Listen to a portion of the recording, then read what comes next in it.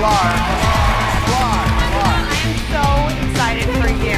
So excited. Darren McCarty comes back with deep in front of him. McCarty cross. McCarty in behind. Stop! And the Rivers of goal. Darren McCarty.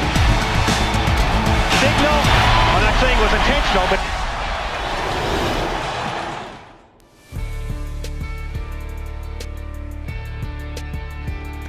Welcome, everybody, to The Hook on Woodward Sports Network, Detroit's all-digital sports network, live from MyBookie Studios. It is Friday, May 7th. I'm your girl, Pilar Lastra. We've got D-Mac in the house.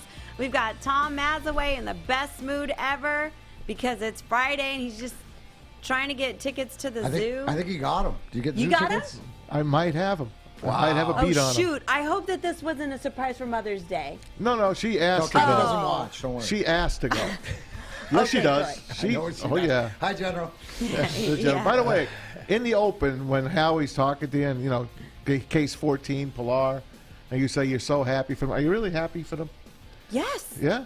Well, you have no idea. There'd be times that my heart would literally be jumping out of my chest. And there was only one person. I'm only kidding. I know you were happy. There was one person I was happy that she was losing. Because she was, I mean, she literally, and I don't know if they put this on the show, but she was from like Jersey or something. Yeah, and she was like so nasty. She did like one of like the things where like you flick underneath your And her name was throat. Karen Like that? from Yes. Jersey.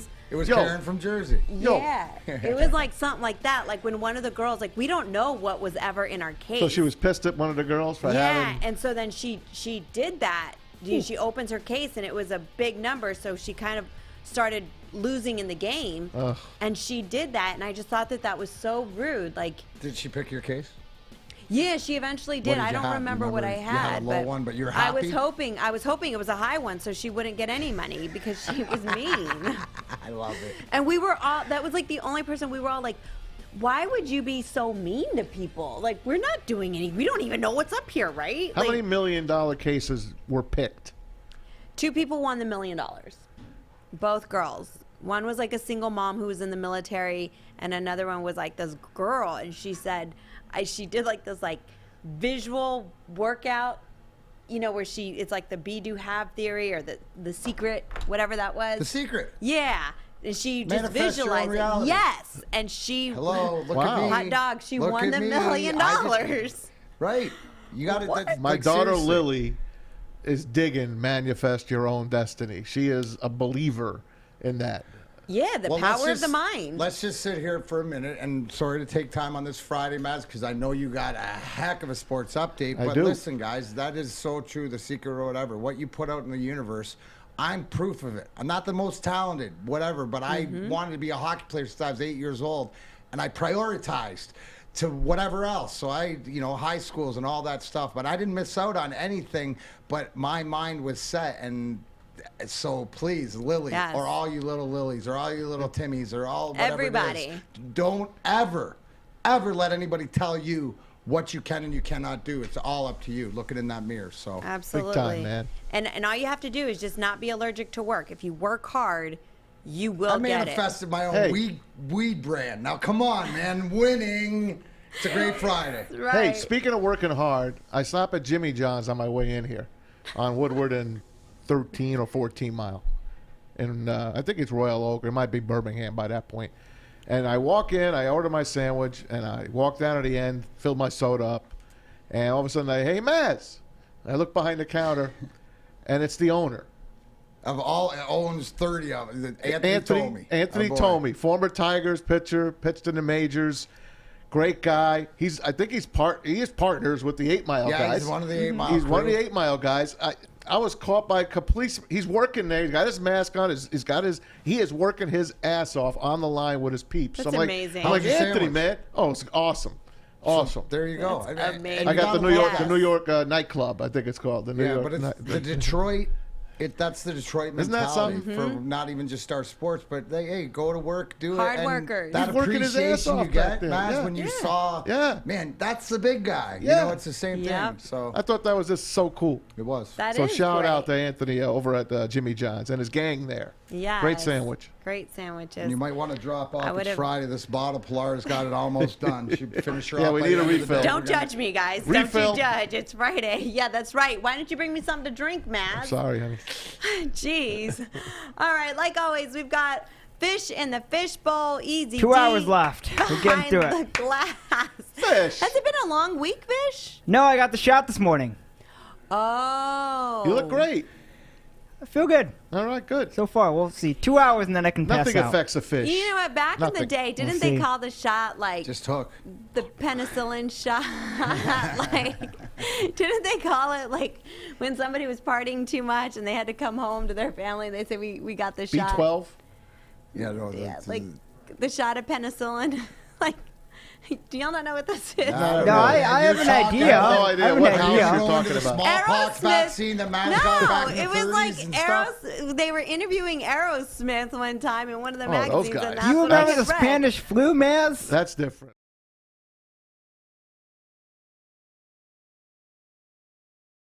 Keep us in line there it today, is. my friend. Keep us in line. We have got our newest member of the family, Jeff, manning all of our social media here. Show him some love at Woodward Sports. And, of course, Luke should be back hopefully soon. We miss you. But show Get him your some ass love back on here, social media, right?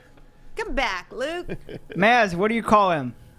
What am I what? What do you call Luke? He's the old shoe. We need the old shoe back in the studio. Yes, we miss him. No wonder my feet are sore today. There you go. Right, because you got new shoes. Speaking of, we're going to let you get to your news update, but problem. you've got your event tonight, don't you? You're going to Oh, be listen to this, folks. entertaining. We're cranking the Darren McCarty Slapstick Comedy Tour back up. Yes, folks, out and about this weekend, tonight at Imagine Theater. Yes, Imagine Theater in Royal Oak, 8 Paul p.m. Glantz. Sweet Ron Sweet, who is one of my gurus and from the original slapstick tour we started 3 years ago. So it'll be fun to get back on the bike. That was just this last week going through stuff, material and stuff like that. And man, this is going to be like getting back on the bike. I'm excited to see people. So Yeah. if you're coming out, I know a lot of different friends are coming out. I got this one this week and next Saturday in Brighton for the Habitat for Humanity, and then I know that in June we'll be at One Night Stands in Waterford. So I'll keep you guys updated. I'm not the best, How about but this? thank you. I just got something from our man Darren Dink Reynolds out in Manitoba. Happy Friday, guys, and happy 50th show for The Hook. I didn't even know. I didn't know. Happy anniversary to us. How about Guys, that? this Thanks, might be the Dink. one that's good. 50 All right, here we And go. Dink says Priorities. he'd be on Facebook, but he's in Facebook jail right now. Oh, Dick, what? now listen, that reminds me of senior year back in 1991 at Quinny. Stick around later on. That's a grind time Oh story. man, oh man. So go see Mac today at Imagine Theater in Royal Yeah, Oak. tonight. What time? 8 o'clock. 8 o'clock. All right. Right after a busy day. Busy Yeah. day. You Tell- could tell use, Dink you could to use hop the joke on, I always throw at you. What's with airline peanuts? Oh, yeah. What's the story with airline peanuts? Yeah, there you go. Get there early, like 6:30 if you want to It's see a Matt Seinfeld perform line. for I a know, minute. I There know. you go. I guess Jerry just says it better. I laugh when Jerry You says think? No, I we do. were laughing too. I know. This, We weren't. it was He's flat. He's New York. It It's just fell different. flat. It's We're different. laughing with It you. fell flat. All right. It happens. Mirror. What's the story with All airline right, all right, peanuts? all right. Is it going to be one of those days where we have to explain all of our jokes? Mark Yes. Schlereth is coming on today. Yeah. Yeah. Stink! The man who broke the Aaron Rodgers story, Rod Beard, will join us. Tell us about the Pistons. That win last night cost them 5 spots on the Tankathon. They were picking 1 earlier in the week. Now the Tankathon computer's got them picking 6. Why do you like tanking, Maz? I don't like tanking, but if you're going Wait. to do it, tanks for me. I want to get a top 3 pick Right. for once. Especially when you're the top pick. First Try to make one it since as easy Darko. on yourself as possible. That's all. But again, here's the thing. I'm not mad at the Pistons because every game they've played They hard. play hard. This is what they're do. about, and this will make it longer. So I believe in karma, and karma will come through. Just like a bunch of things last night, karma came through. Yeah. So it's all We'll good. talk about it. All right, Maz, let's get to your sports update. You got it, Pilar. Brought to you, as always, by our friends at mybookie.ag. Use that new promo code we gave you, Woodward10. That gives you a free entry into MyBookie. They give you a $10 play. We'll give you our picks of the day later. So give it a try. Give our friends MyBookie a try. We need the help here. Tigers open 9-game homestand tonight.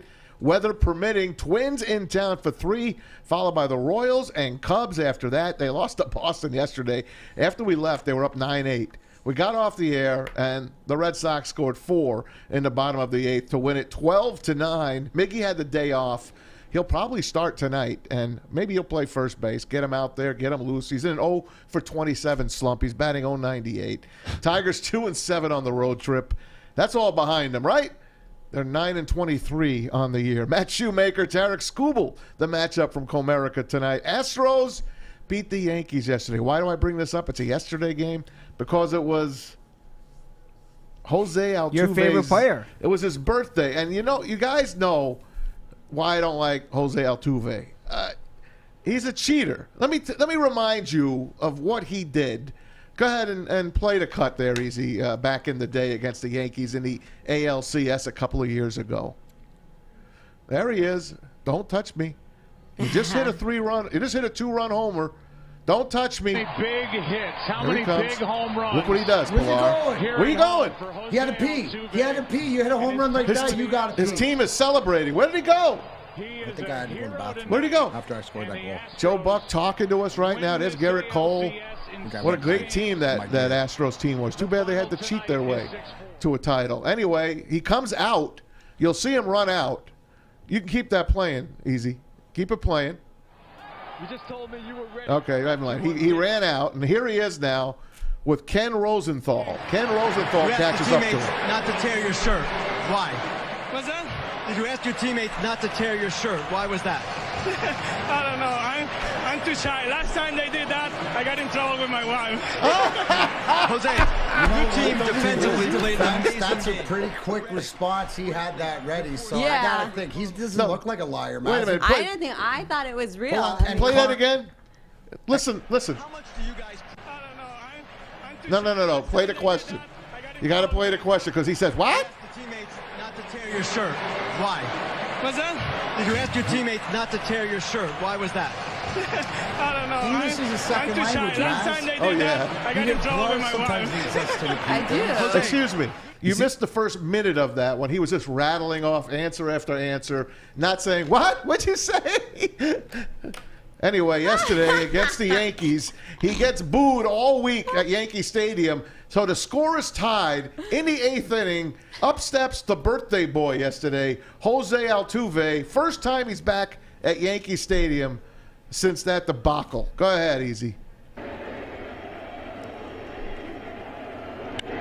Altuve drives one deep to left field, all the way back, gone! He should just Jose rip off Altuve his shirt on his right now. He should just 31st rip off birthday. his He shirt. should have, Hits a Pilar. Yeah. home run that probably feels as good as any in his And career. then had something that said, Tom three-run shot. Mazawey, this is for you. And gives the Astros a 5-3 lead. No, you know what would be cool? Endearing for Matt is to himself have to the Tom New Brady York shirt faithful underneath. with Yeah. that big swing to put the Astros ahead. How for you, great Jose. is That that? son of a bitch hit a home run, and the Astros survived. They did not get swept by the Yankees. Yankees took 2 out of 3 at least. Oh, love So I had to tip my hat to the little bastard. Pistons snapped the 4-game losing streak. They beat the Grizzlies last night, 111-97. Last road game tomorrow night in Philly. Then they're home for the last 4 games. So if you want to catch the Pistons game, just like Art went last night with Joik Bell, they had a little bromance, a nice date. They had a good time. Art's first game at LCA for, I think it's his first game at LCA. First time he saw the Pistons in like 13 years, he said. So Detroit right now, last at 20-47. They got the second worst record in the NBA, but there are a couple of teams on their butt right now. So if the Pistons win out of these next 5 games, it's not going to look good in the Tankathon. We'll have Rod Beard join us a little bit later. Lions signed another kid from Oregon. Did you guys know that? Undrafted free agent safety Nick Pickett. Look what Oregon does for their players. Play the sound, too, Easy. That is so cool.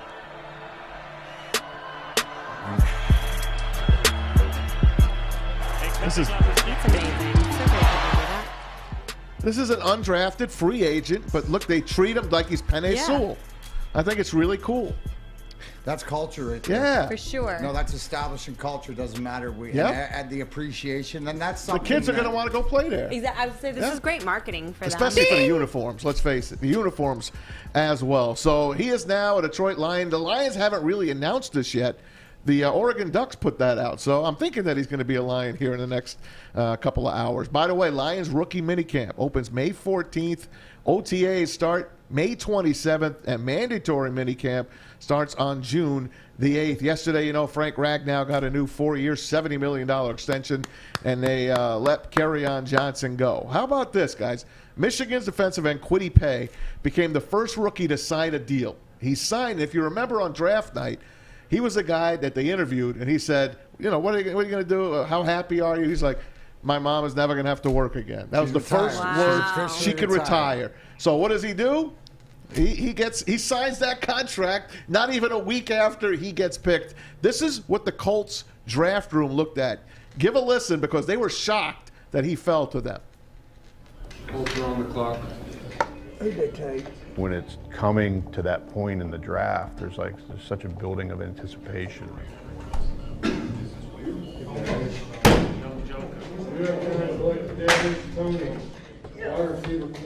I couldn't believe Kwity got to us. I didn't think he'd be there at all. He just kind of fell in our lap. I thought the Giants were going to pick him right ahead of us, and I was literally almost thrown up in my mouth. I was so wired up about it. That's really gross. I don't know why you would say that. We kept looking at each other and kind of saying, all right, well, something crazy needs to happen here, and there were a few crazy things that happened before us. Mike DeReese brought up his name, and I just looked over at him. I said, Mike, did you ever play baseball? When a pitcher's throwing a no-hitter, you don't talk to him. You don't talk to him about the no-hitter. And he brought up Kwity Paye's name. I'm just just shh, don't say it again. All right, if we don't move back, it's Paye, right?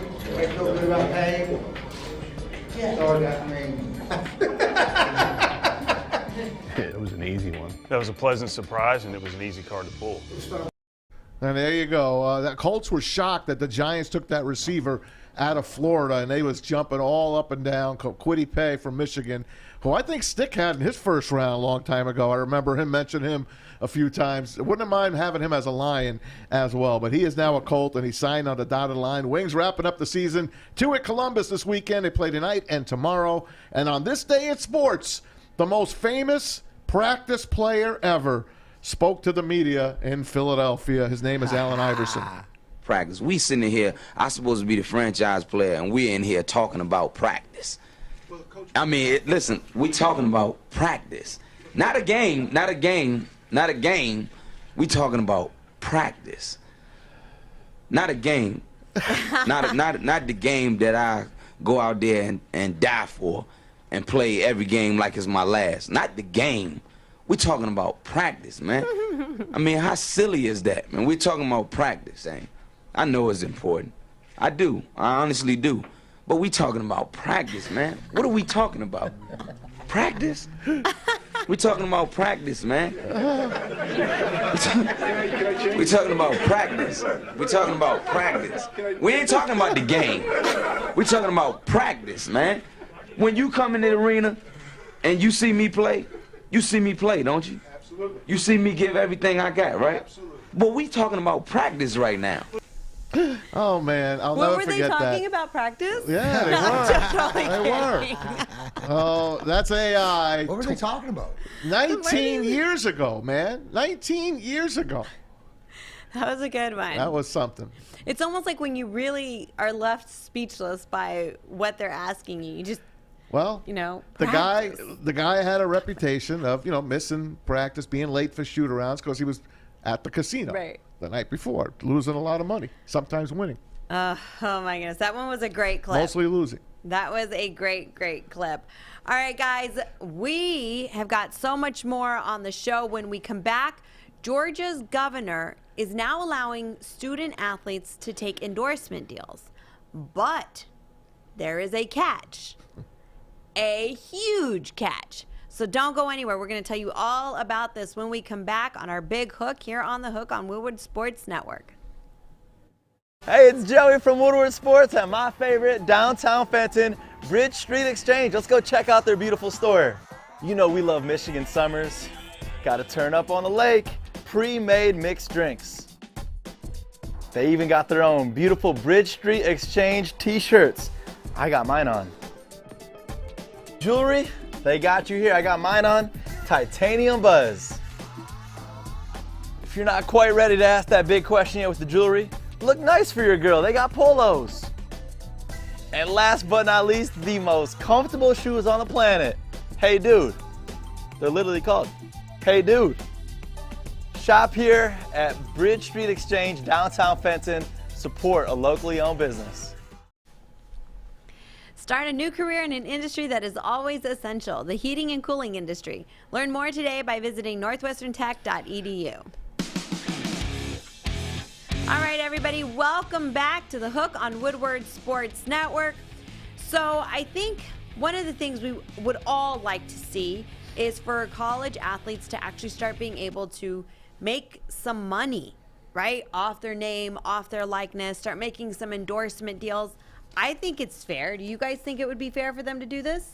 Yeah, there should be some sort of compensation financially because all the universities are making off the likeness for sure. You know, I'm big on the Fab Five, and they were the first ones to say, hey, we're walking around Ann Arbor looking in the windows of stores, and they're selling our jerseys and our shorts, and we're not seeing anything. I mean, I feel like this has been an elephant in the room for a very, very long time. So now Georgia's governor is allowing student athletes to take endorsement deals. However, universities are allowed to take up to 75% of their endorsement deal and put it like in a big pot, basically, and disperse it amongst all the student athletes at graduation. This is the most... That's Brian Kemp. He is the governor of Georgia. Thing I have ever heard. 75%. So just for the sake of simple math, DMAC, you're a college student, working your tail off, bringing all kinds of notoriety to the school. You sign a $100,000 deal, endorsement deal with anybody. Guess how much you make? Well, I can do the math. 25 grand, but 30 grand. 25 out of 100. But yeah. Okay, right. Right. You're So, right. but here's the point, right? Which brings into bigger context because you're not dealing with because college students can't have agents. So who's negotiating this deal? It's a university negotiating. They have endorsement agencies, but that's not even. Hold on, but it gets worse, DMAC, because you still have to pay taxes off that money. No, I understand. So how much do you really start walking away with? But here's the thing, right? When you're coming to the hook. Follow the money and why, right? Because they're saying here. This 25% is better than what you're getting now. That's the, you always look at it from the other way where they're saying, well, you weren't getting it before. So trying to drum up some things, it brings up the conversation. Does that entice players? Is that going to be able to monopolize, the college kids? And are they all going to Georgia now or to states that allow this because of it? Again, it's just like anything else where the first to the table, it's the Wild West and anything. And there's answers that they don't have, and when you get into professional sports, when these questions happen, there's certain lines. You mentioned the sponsorship places. Yeah, I get it, but that's technically an agent to set that up. So what are they skewing the rules? Because I'd rather have college-age kids be able to get representation so they're represented properly during their college career so they don't have to worry about it. And yeah, you don't expect them to make a huge amount of the 100 grand, but you expect them to at least make half or more. I honestly feel, DMAC, they should be able to get all of it. First off, how are they going to regulate? There's a lot of things here, right? How are they going to regulate that, making sure that the schools are going to actually disperse this money versus hold it and come up with some. Well, the NCAA has been so good at doing so many things lately. Everything in the best exactly. for their student athletes. But then each university right now has the authority to say, we're going to give you all of that, or we can take up to 75%, right? So each university is different. So let's just say that they allowed this in Michigan, right? It's not here. And there is asks for the federal government to step in and put in some type of an implementation across the board, right? So that everybody just across the board has got some type of a palette, basically, to go off of. So, or an outline. So let's say that they allowed this in Michigan. Tom, you have a kid and you really really want him to go to. Well, it's her. I never have any sons Let's just say or this. brothers. It's always But girls. let's just say you have, you really want him to go play basketball for Michigan. It's a great place. You really want him. But state says, you know what? If you come with us, we will let you have 100% of your endorsement money. Michigan's going to take 50% up to 75%. We'll give you 100%. I think it's really going to start messing with people's recruitments. No question. I mean, because what would you tell your kid to say? You know what? Take the Follow the take money. the money. Follow take the money. But Pay for this. hey, back in the day, I was always against kids getting paid. I'll be the first to tell you. Why? Because I said they're going to school for free. They're eating good. They're eating off the athletic table. They can do whatever the hell they want, come and go. And then I get into the whole Fab Five, and I buy in. I listen to Jalen Rose and Chris Webber. Well, Chris Webber on a lesser palette. Jimmy King and Ray Jackson, of course, Jawan Howard, bitching that they're walking around and they don't have enough money to go get a pizza. And I felt bad. I started re-looking at it. Mm-hmm. I know that college scholarship is worth. It's a mint. Let's face it. It's awesome. We wish all our kids can go to college for free. But it's a blessing that you get these scholarships, and not a lot of kids get it. But football and basketball drive the revenue in sports, in college athletics. Football, big time on top. Basketball would play second fiddle to that. All the other sports, get the rest of the money that's fallen over. But right now, if they're going to pay the kids, but they have to give back 75%. Again, this is just a Georgia. Up to 75%. This is just a Georgia law right now. And by the way, Brian Kemp, who is the governor, put his face up for a second there, Eazy. This is Brian Kemp, and I think Mac, take a look at him. Does he look like Danny Ainge? Now put Danny Ainge's picture up. Pilar, take a look. He does. Here comes Danny Ainge. Yes. Absolutely. Danny Ainge, that little SOB, that little whiner from the Celtics. Anyway, I digress. Brian Kemp they're actually the first state to come out and say they're going to do this. It's like Darren look said. at what they. It's better than what they have now. It's going to get tweaked as it goes on. Do you It's think going to that get tweaked. This is another Georgia way. sets the precedence with signing stuff, right? Yeah, right. of course. That's in the better of the people, right? So, but I guess doesn't this feel like it's also another way that the universities can make money too? Well, yeah. Now they can make a percentage off of their athletes' endorsements, not just sell. But the way that this stuff. is written and explained is that up to 75, like it would probably be something that each university has to declare what they're saying. So does it work that different guys come in and he's your star guy, so you say, hey, we're only take 10 from you, and then there's some other guy that doesn't, but we're going to take all 75 of this, and the fact it's going back in, there's so much gray, right? The way that things are written right now is they have got the right to say to each athlete, we're going to take this much from you, we're going to take this much from you.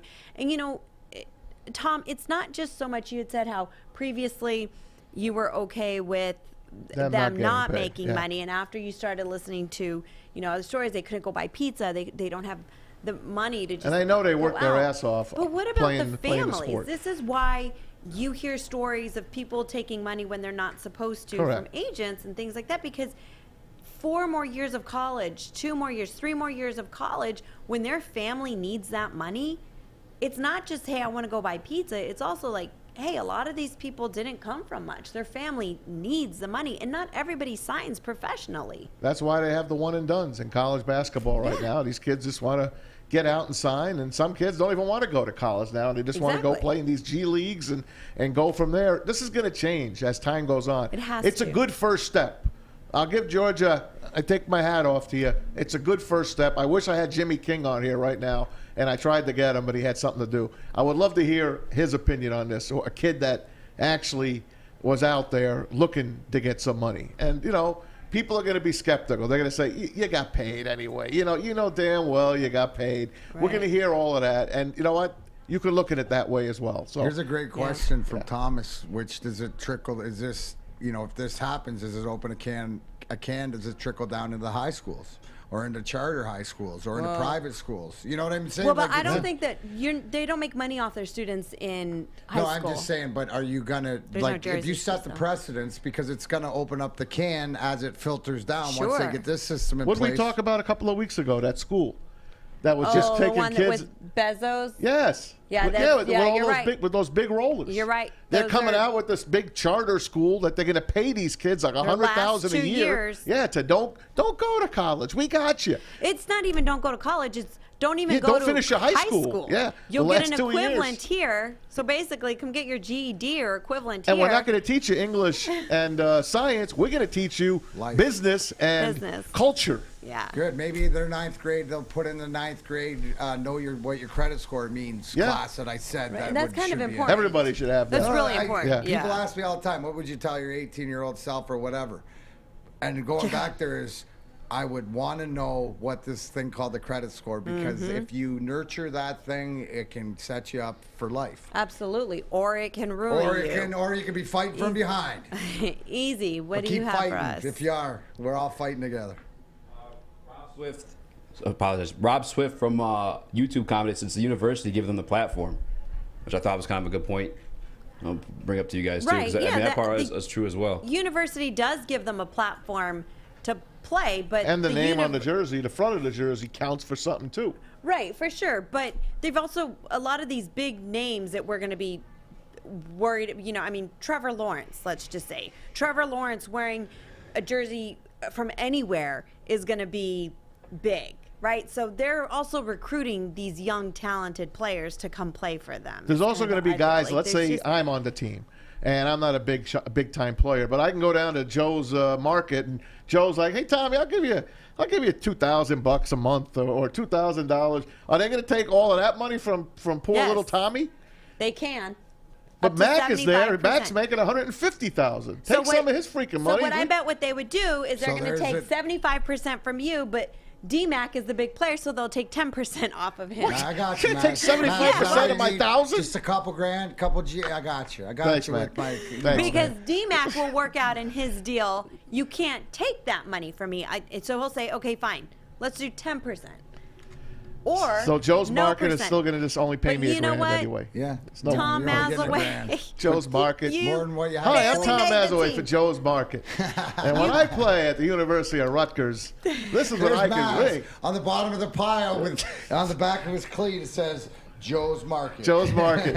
There's Tommy. But I bet that's actually how it works out, is that the players that aren't as prolific, as great, right, and are going to have that much room to negotiate their contracts are the ones that are going to get screwed, and the big names are going to say, like no, I'll go somewhere else. Remember. It is. Remember D-Mac, this, it Pilar. is. You always get it in the end.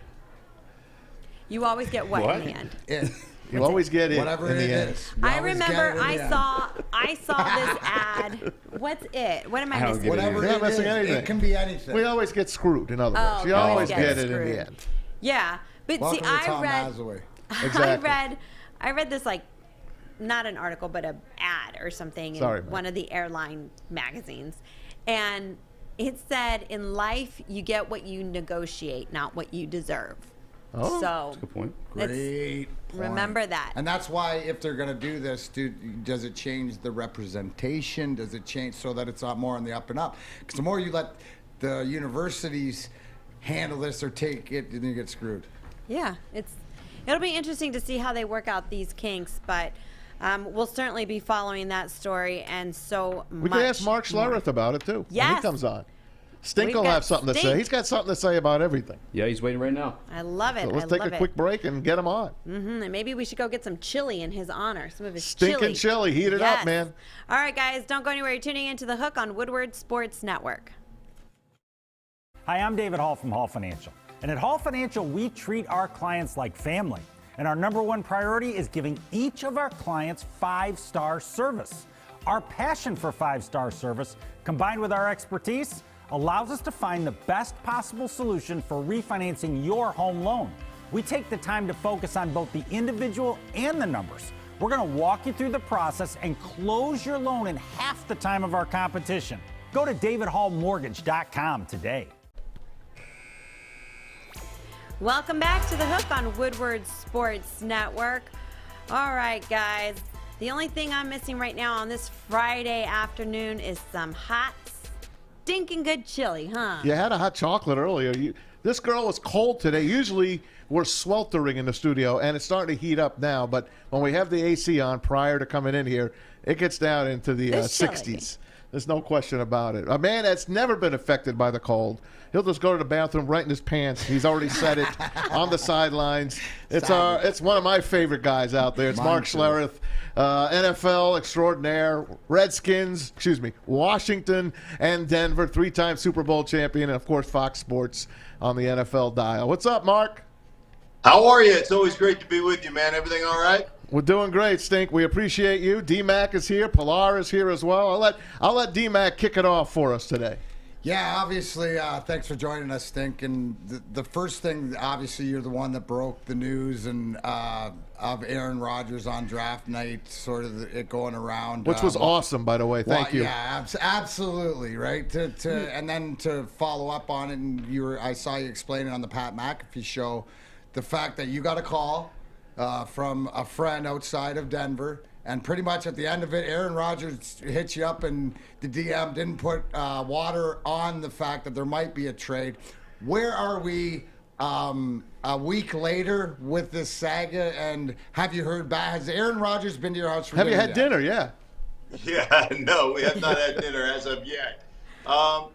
Listen, obviously, I think the Packers are trying to mend fences, mend the relationship. Whether that's going to happen or not, I have no idea. You know, when a player starts saying, hey, if you don't fire the GM, then I'm out, and I won't show up, I think it's almost irreparable.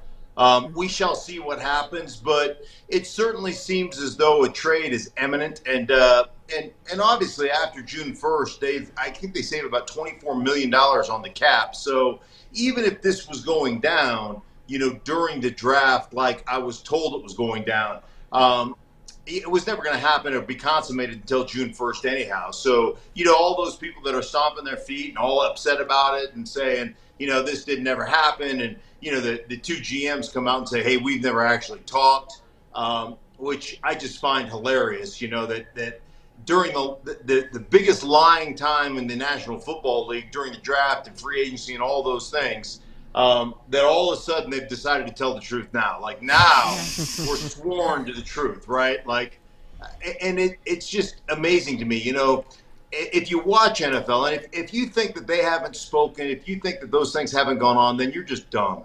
Like it's willful ignorance. You're stupid. The bottom line is they talk all the time. Now, it might not be the two general managers. Maybe it's a third party or whatever, but things are getting done. And I'll just go back to Kyle Shanahan saying a week before the draft, hey, we like all 5 quarterbacks. Like, we're not sure who we're taking. And then right after the draft, he said there was one guy we wanted, and that was Trey Lance. That's why we moved up to 3.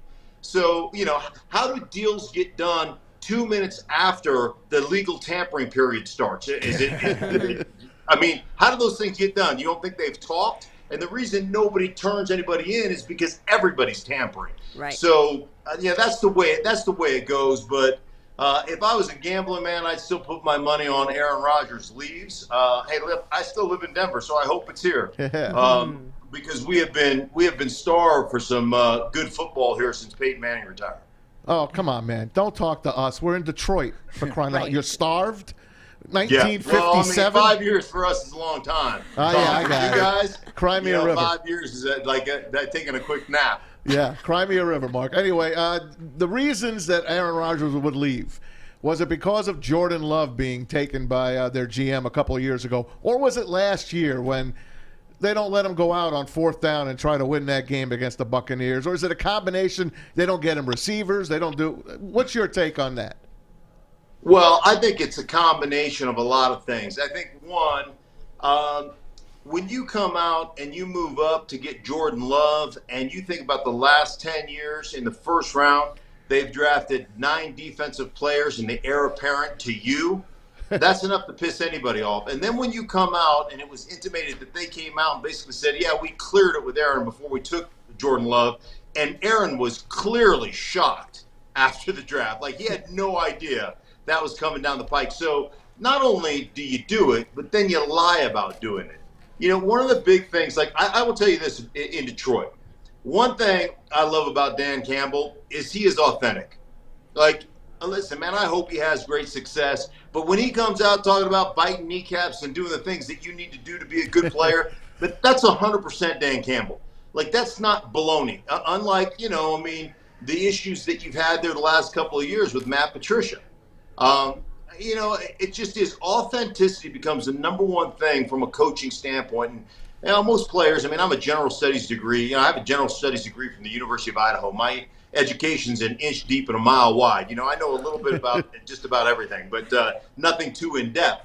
But the one thing you can't fool players on is they have the greatest BS meter in the history of BS meters. They know when you're full of crap, and they know when you're authentic. They will know when you're real. And that, to me, is the biggest part of being a head coach is you coming out and if you preach integrity and you preach character and you preach culture, you damn well better live it, not only when it's beneficial to you, but also during the tough times. Because if you don't, players will tune you out. They'll just look at you like this guy's full of crap, just like the last three coaches we had. Hey, D-Mac had Scotty Bowman. I'll drop it at that. Go ahead, Mac. No, it's it. And just the one thing on the Aaron Rodgers, where we got into this conversation, and maybe you can help me out here, Stink, is the fact that Aaron Rodgers is one of the very, very few guys in this league that could get a GM fired or could get his way because of where he's at right now.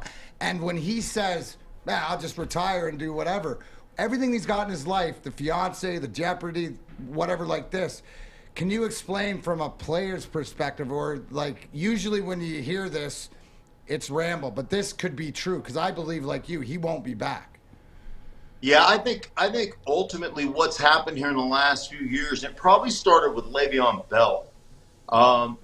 Players have become more and more empowered, and because of the money they make, unlike when I came in the league, guys are making so much money they can sit out for a year. It doesn't really matter. It doesn't affect them because they'll make it back. We used to say all the time when I was playing, you never can pass up a contract. You can't pass up money because of injury and everything else. You'll never make that money back. And that's changed. So now players are more empowered than they've ever been. And Le'Veon Bell forces his way out of Pittsburgh. He had to sit for a year. You've seen this happen time and time again. It probably goes back to, there was a defensive lineman who did it years ago. I can't even remember his name right now, but he left. Did he leave Detroit and go to Washington? Anyhow, but it happened years ago, and now you've seen it with Jalen Ramsey, and you've seen it with other guys basically follow that lead and say, hey, listen, man, I have a situation of leverage right here. And what are you going to do? You're going to sit there and you don't have to pay me? Yeah. But the bottom line is you don't get the benefit of having me. And ultimately, if you get rid of me, you're going to get capital. And the thing about capital, especially draft capital, is what you have to understand why it's so valuable is draft capital you don't have to pay for 4 to 5 years. Right. Especially if it's first round draft capital, you don't have to pay them. So from managing your salary cap, that becomes just every bit as important as the player that you get, is the management of your cap. So that's why they become such valuable assets, and why ultimately if Aaron Rodgers digs his heels in and basically says, man, this is it, I'm not coming back, you guys either trade me or deal with the consequences, at least you can still get a king's ransom for Aaron Rodgers right now. And, you're planning on, let's put your money where your mouth is. Let's see if Jordan Love can play. I think they got cold feet because they probably went back and watched Jordan Love practice and were like, oh, damn, this kid can play a lick. So, that's probably what happened. But you're a big fan. We'll find out. 3-time Super Bowl champion Mark Schlereth, of course, Fox Sports on the NFL. Watch him, love him. I know you worked with Dick Stockton in the past, the great Dick Stockton retiring. Where are they going to put you now, Stinky? You know who your new partner is going to be coming up? Well, I went with I had Adam Amin last year, so we kind of bounced between the number 2 team and number 3 team all year last year, which was tremendous. I loved Adam. Adam is a guy that I've known back from my ESPN days, so.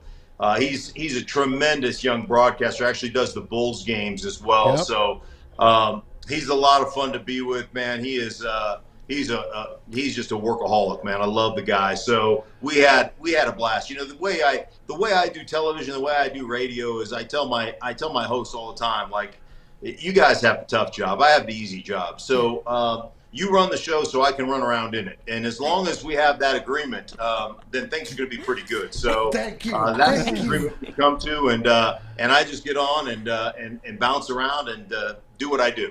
We loved having you. Yeah, you did a couple Lion games last year. I remember them, always good. And you go online and you always bust chops back. Like the Jet fans and you have a kind of a love-hate relationship together.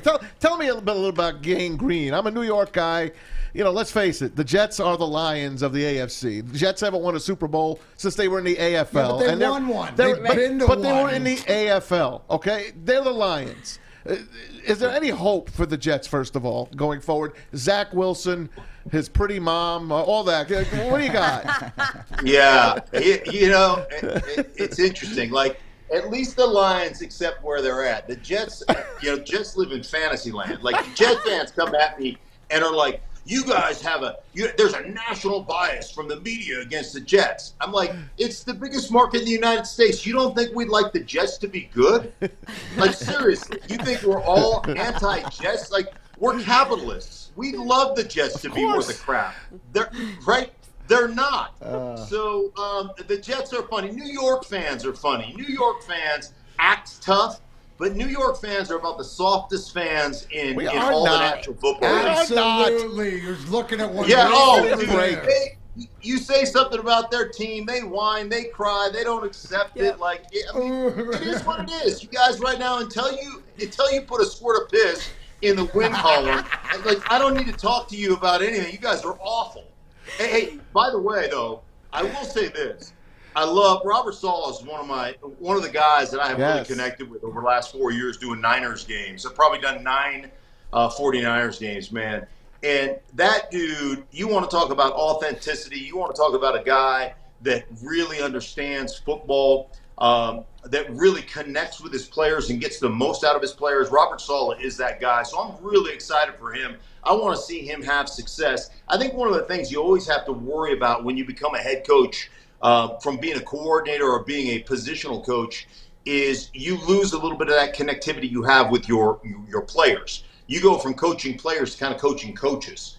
And that's a really tough transition for guys who are really connected to the players and love watching the players grow and seeing their games expand.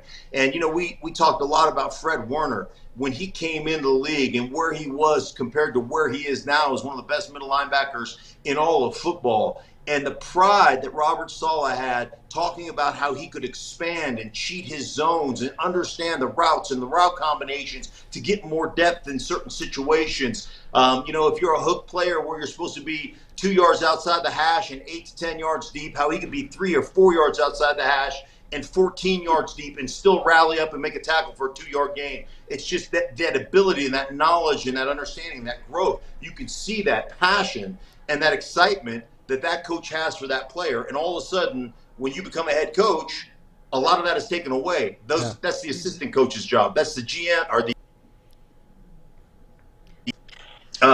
Are you guys there? I'm sorry. We got you. We got you, Mark. Okay. Yeah. That's your assistant coach's job or your defense coordinator, your offense coordinator's job, and you lose a little bit of that connectivity. And a lot of guys have a real tough time letting go of that. Saleh's a Detroiter. We love him. We wish he was here, but we like our guy. We love Dan Campbell. Moving on. Mark, one of the things you had said earlier was that players really can smell BS. So what is your take on the NFLPA blasting the league's memo on Broncos' Jawan James's injury that just came out? I feel like your left knee alone would be able to talk about injuries more than anybody in this league. Yeah, the Tupperware. Jawan James is working out away from the facility. He ends up getting hurt, and the league sends out a memo that basically says, "Hey, listen, understand, guys, when you work away from the facility, you're not protected." And the Players Association comes out, "This is how they're trying to control us, and this is how." And it is, to me, it's so misguided. It's so stupid. So we've created this class system in the National Football League. I call it the 80-20 rule. 20% of the guys make 80% of the money, and 80% of the guys make 20% of the money. And the 80% of the guys are the ones that stand up because they make $22 million a year, and they say, "Hey, man, like, we're not coming in. Damn it, we're gonna dig our heels in." The other guys are like, hell, I'm coming in to get my $300 workout bonus. Are you kidding me? Like, I got bills to pay. And so there's this total class system where there's the haves and kind of the quote-unquote have-nots. And it's absolutely insane to me that we're going to sit there and put stick a flag in the ground and say, this is how they're trying to control us. You guys don't stand up to the National Football League ever. What, are you going to strike? Oh, no, you won't, because you don't have the balls to do it. Like, what are you going to do, like, that's going to change anything? Nothing. And listen, man, I'm part of that, right? I don't have any balls either. I was part of that union. I was part of that Players Association. So ultimately, to me, if there's an off-season program going on, I want to be there because I want to connect with the guys. I want to play some darts. I want to lift. I want to work out. I want to be connected. I want to be there as part of that. The coaches, I mean, like, you're worried about the coaches coming down and asking you about, the difference between a scoop block and a slip block, or like, who gives a rip? I think it's so misguided. So think about this. Every NFL team has put together a $100 million facility full of chiropractors and massage therapists and cryovac machines and water and hydrotherapy and a training room where you've got guys to take care of you and all this stuff. And what do? We lock ourselves out of the facility and we go spend $100,000 to go train in California with some or Miami or wherever. I mean, how stupid are we? Like, we can't use the facility and save and pocket $100,000? I think the whole thing is just insanely dumb. But again, we're letting guys that make 80% of the money negotiate. Like, think about this: the fifth year, the rookie wage scale. Like, I told the PA when they were putting this together in 2011, that's the dumbest idea I've ever heard of. Well, don't you want to pass the money to the veteran players? Oh yeah, because it reminds me of this bar I used to go to in Alaska called Chilkoot Charlie's. Their motto was, where we cheat the other guy and pass the savings on to you. So billionaire owners are going to save some money on rookies, and they're going to pass it along to the veterans. Sure. Right. Here you go, middling veteran. Here's another $1 million for you because we are altruistic and they're going to pocket it. What do you guys do? We're negotiating and putting a fifth year on first rounders, right? Like, hey, they don't have a voice. Let's screw them. Okay, I'm in. Because I make $20 million a year. I could go on and on about the Players Association, how stupid we are. Well, how do you feel about them kind of turning this whole thing and making it really COVID related? In their statement, they were saying how they don't feel that it's really safe with COVID going on. They still need to come back to their families. Some of them are high risk. They kind of made it more about COVID as well. Yeah, well, that's just another blatant lie. Go to anybody's Instagram page and watch them partying at the beach, on spring break with 30,000 of their best friends.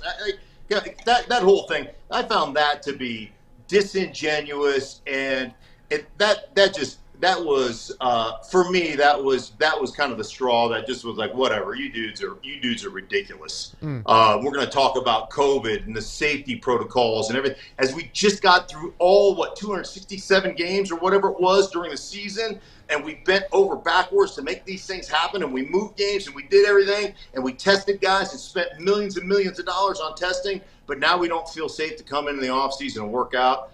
Give me a break. And like I said, go to your Instagram page and watch them, at whatever function they're at. It's insanely stupid. All right, I'm going to get off the stupidity train here because I agree with you when there's so much that is wrong in the infrastructure of all the PA, the NFL, and the NHL. What I want to ask you is to go to your 3 Super Bowls and the offensive guard that you were. We drafted here in Detroit Penei Sewell, first overall, 7th overall. We just re-signed Frank Ragnow, pretty much extended his deal for $70 million over 4 years. What does that tell to a former offensive lineman? Like, the fact that what I look at it as, Detroit looked and saw what they had. Their offensive line was the greatest strength, and they said, we're going to make it excellent. Are they, on paper, in your eyes, as good as they're projected to be over the next few years? Well, I think they have a chance to be really good. Penei Sewell obviously has a chance to be, talking to a couple general managers, he was the one guy in the draft that a lot of people felt like he had the chance to be kind of a Hall of Fame type player. Now, a lot of things have to go into it before you become a Hall of Fame player, but at least he's got that kind of pedigree going in. I tell you what will help more than anything else is having Anthony Lynn as your offense coordinator. Now, Anthony Lynn was a fullback, great special teams player, fullback for us in Denver during my run here in Denver. So we were teammates for a long time. But the bottom line, offensive line play, I mean, you got to think of the offensive line. To me, it's the most skilled position in football. You tell me any other position or any other sport or any other matchup where unskilled athletes are matched up and the guy who has less skill is supposed to win every time. You know, when you get caught in a switch and you get a little tiny guard on a 7-footer and that guy goes over the top of him and dunks, do you say, man, that guard really sucks, he can't play a lick of defense? No. You say that's a bad matchup. Well, offensive linemen are the worst athletes on the football field, and yet you're supposed to block your guy 65 out of 65 times, and if that guy gets one sack, he goes to the Pro Bowl, and you're the worst player that's ever played. So, you know, I think about it this way. Like, I've seen corners transition to safety, safety transition to linebacker, linebacker transition to D-end, D-end transition to D-tackle, D-tackle transition to offensive lineman, offensive line fan. That's the transition. You don't go anywhere. You go from offensive line to fan of football. There's nowhere else you can go. It's like, all gentlemen, I got nowhere else to go. You know, you're Officer Mayo. That's the last one on the left. And you have got to, that's probably too old a reference for most of your fan base, but like, you have to understand, like, think about Dwight Freeney running a 4.56 40 or whatever it is and spinning on a dime and being, you know, 5'11", 6 foot and 265 pounds. Like, the mismatch athletically, they're exponentially a better athlete than the guy he plays against. And yet the guy he plays against has got to win every matchup. And so it really comes down to understanding the issues. Great coaching staffs, guys, understand everybody's issues. And what they try to do is they try to exploit the weaknesses of the people that they're playing against, the team they're playing against, but they won't exploit the weakness of the team they're playing against if it exposes one of their own weaknesses. So ultimately, it's about mitigating our own issues while attacking your issues. And the great coaches understand that. The bad coaches, and there's plenty of bad coaches in there in this league, they don't understand that. They'll just say, hey, this is what we want to run. Let's run it. You know, the great coaches understand that, hey, man, we can't hold up for 40 or 50 plays passing or 45 or 35 plays passing. We can't hold up unless we do what? Unless we have, in that 35 plays, we mitigate it. We get it down to 10 to 12 real pass plays where you have to hold up. So how do we do that? Well, obviously we run the ball right. We take some pressure off of them, and then we throw 5 3-step drops, a couple of bubble screens, a couple of swing passes. Right now, all of a sudden, we've taken 35 reps and we've squeezed that down to 25 times where you have to be good in pass protection. Now let's go with a couple of 5-step drops that have no hitches. So they're out right now. So now if I run the ball, I get a 5-step drop that has no hitches, then I can upkick that. I can sell run on that and know that even if I miss, that guy is not going to get to my quarterback because the ball's out so quick. Like, all go is a 5-step without a hitch. So now all of a sudden we've got 5 of those. So now we've limited that down to 20 plays. Now we say, hey, let's go after our run action stuff, right? We've been running the ball at 18, 19 handoff. We got the boot action out the backside. We're doing all that stuff. So now let's run 5 or 6 of those. So now all of a sudden we're down to what? 15, 14 plays. And then we say, hey, man, a couple of play action 7-step droppers, but they're 7-man protections off of 7-step drops. So now we run a couple of those. Now all of a sudden we're down to 10 times where I'm asking you to hold up as an offensive lineman. And if you can't do it, then you shouldn't be playing. But if I don't do that as a coach, then that's on me. And so I always get frustrated when I see a group give up 6-7 sacks and they say, oh, that group sucks. No, they don't. The coach sucks. He's horrible. And let me tell you something. Anthony Lynn understands that. Anthony Lynn's a really good coordinator, a really good football coach. We're looking forward to it. We're looking forward to the Dan Campbell and Brad Holmes era here. We've done with Quinn Trisha. We move on. But we got Jared Goff as our quarterback, Stink. I know you got to run. Jared Goff behind that big offensive line now here in Detroit. Hey, he left L.A. He won 6 playoff games, got to a Super Bowl. Comes to Detroit, where, of course, we haven't won a playoff game since 1991, 92. So the kid comes in. Let's face it, it wasn't a great trade for him, but now look what they're giving him. What can he do for the Lions? Well, ultimately, it's what the Lions need to do for him. And one thing about I like Jared Goff, but Jared Goff needs to be supported. There needs to be a running game. There needs to be a play action game. There needs to be a lot of things that take pressure off of Jared Goff. Like, he has really progressed as a football player and his understanding of football. And I've had several Rams games over the years and gotten a chance to meet with him and talk to him on several different occasions. So, like, he's really progressed and grown in that. But you have to understand, like, even the Rams, I call it the illusion of spread, right? It looks like a 11 personnel spread offense, but it's really a smash mouth run offense. And they set up play action, a lot of flood action where you have half field reads and things of that nature. Sean McVay does a great job of that. And I think you really need to support your quarterback in that and let him continue to kind of grow in that vein. So it really comes down, again, the way Anthony Lynn calls games, the way they run the ball. I know Anthony wants to run the ball and be successful in that. So taking some pressure off the quarterback is going to be very important the way they do that. And how about Matt Stafford in L.A.? Does he take them over the top? I'm a big Matt Stafford fan, man. I think Matt Stafford's a tremendous player. I think he's tough. I'll tell you, I'm doing a game in Detroit late in the season, the Tampa game, where I think they scored 28 points in the first quarter or something. But I'm talking to Bruce Arians, and Bruce, this just tells you about Stafford. He goes, Stafford's one of the only guys that ever leave the locker room early just to watch him warm up. He goes, wow. I am such a huge Stafford fan.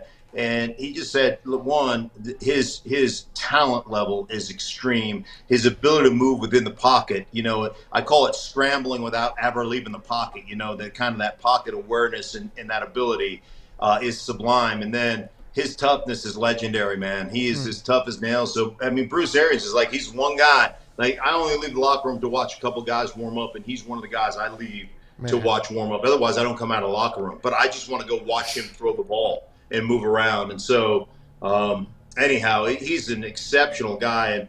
And Tom, you brought up that 91 playoff game you guys won. Then we met you to Washington. Yeah, then we met you. Yeah, you came to Washington, and we were the sisters were kinder to Andy Dufresne than we were to your team. No kidding. We put it on. We put it on you guys pretty bad. Sorry. We can never win at RFK. Come on, man. You know that. You know that. Hey, you couldn't win regardless when you were playing us. So. That's right. That's a fact. That's a fact. And not at the Silverdome either. Actually, one of the great games I ever played was at the Silverdome. We're down by 18 with 10 minutes left in the fourth quarter, winning in overtime, and ended up coming back and beating Detroit. I think we had 107 plays in that game. Wow. And I think we had 60-some-odd plays in the fourth quarter in overtime. Was that Joe Gibbs? And we came back and won that game with Jeff Rutledge playing quarterback. Mama. Wow. Mark, one final question before we let you go. Stinkinggood.com. I am a huge fan of chili. Which is your absolute favorite must try? I'm online right now, ready to buy. Which is the one I must try? Okay, so aside from all pork, of them. Do you like hot? I mean, what's your palate? Can you stand some hot? Oh yeah. She's Latina. Okay, so hot pork. The hot pork is to die for. The hot pork green chili is great. The queso dip is very mild, but it's exceptional as well. So they're all really good. But if you like hot, the hot pork is going to blow you away. It's absolutely tremendous. Oh, I can't wait. Let's get it. Hey, Stink, man, so much. Thank you so much. We kept you overtime, but we appreciate it. You stuck us anyway with the RFK reference. So listen. I literally, my wife is out of town. I just got back in town, so I literally am officer and gentleman. I got nowhere else to go. So, I mean, I could sit on here for another hour with you guys. What else am I going to do? I just finished mowing, so we salute life you. is good. We love you, man. Yeah, thanks so much. You look great. Thank you. You look great. No, I appreciate that. I'm probably 15 pounds heavier. Like, I don't start dieting until I know the season's about to start, and I know I'm not going to be able to get in a suit if I don't lose some weight. So I stayed at about 248 the whole season, and as soon as the season's over, like within 3 weeks, I was 265. So, like, I'll get to a point where I get back down in the 40s and right before the season starts. But until then, I'm enjoying my wife's cooking too much. What was your playing weight, Mark? 288 to 293, somewhere in there. Just depends. God bless you, man. We love you. We'll be watching you and Adam Amin coming up. Hopefully you'll have some Lion games. Yes, indeed. Absolutely. Love it. You guys take care, man. All the best. Take it easy on those Jet fans. Thanks, Mark. Yeah. Not going to happen.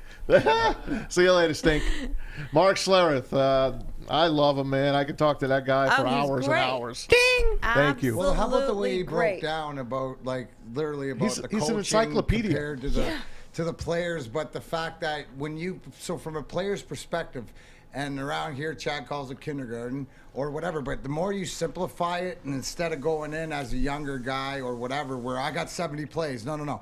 I really got 10 plays because of the way he broke it down, and that's something that the insight that you can't get anywhere else in a guy that's played and won Super Bowl. Great stuff, man. Yeah, great. Hope everyone stuff. enjoyed it. And make sure that you check out his chili, stinkinggood.com. We didn't even talk to him about his soap opera career.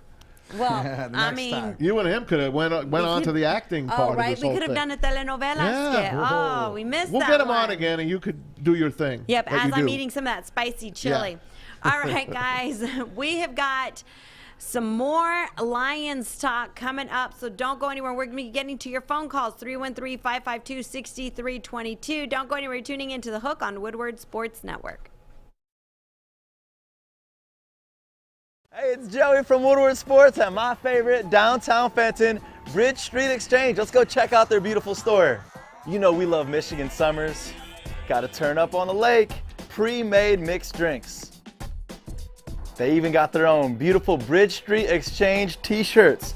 I got mine on. Jewelry, they got you here. I got mine on. Titanium Buzz.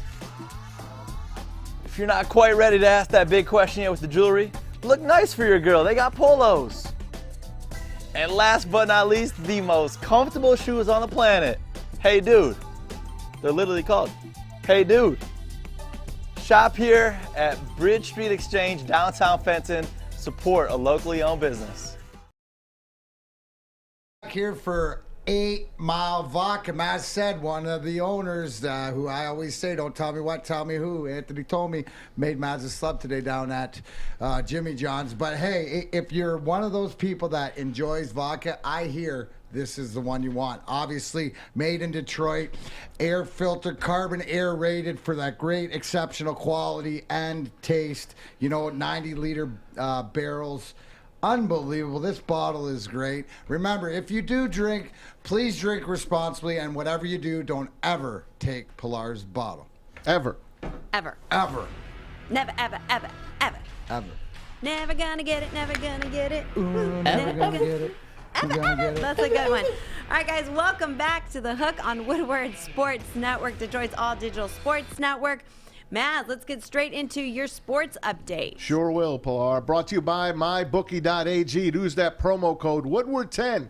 That's a new one, and they'll give you a free $10 play. Use Woodward, and they'll give you a full $1,000 on top of your initial deposit. So if you put $1,000 in, you get $1,000 back. You put $50 in, you get $50 back. That's how it works. Tigers open a 9-game homestand tonight. In between the raindrops, the Twins are in for 3. They'll be followed by the Royals and Cubs. Royals in first place right now. Actually, the Indians jumped them last night. Matt Shoemaker, Tarek Skubal, the matchup tonight from Comerica Park. Pistons snapped that 4-game losing streak. They beat the Grizz last night. The last road game of the year tomorrow night in Philly. Then they're home for the next 4 to end the season. Lions signed another UDFA. That's undrafted free agent in English. Safety Nick Pickett from Oregon. A second Oregon guy now in for the Honolulu Blue. And don't forget the Lions rookie minicamp opens May 14th. That's next week.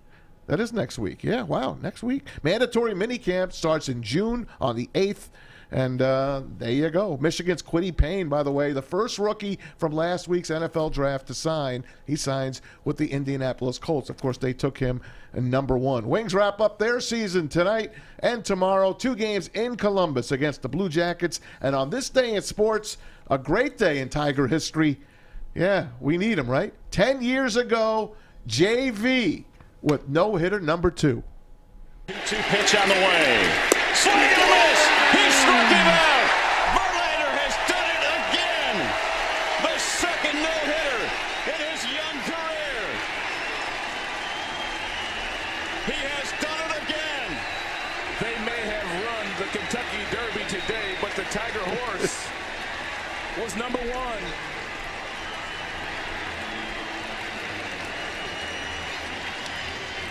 Oh, man. On June 12th of 07, Justin Verlander no-hit the Milwaukee Brewers. Oh, man, I miss that team. I miss that era.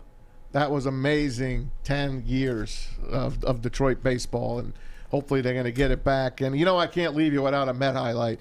5 years ago, Big Bart. Bartolo Colon stepping up at the plate at Citi Field. Check this out. Colon looking for his first hit of the year. He drives one. Deep left field. That goes Upton. Back near the wall. It's out of here. Bartolo has done it. The Check this out. impossible has happened.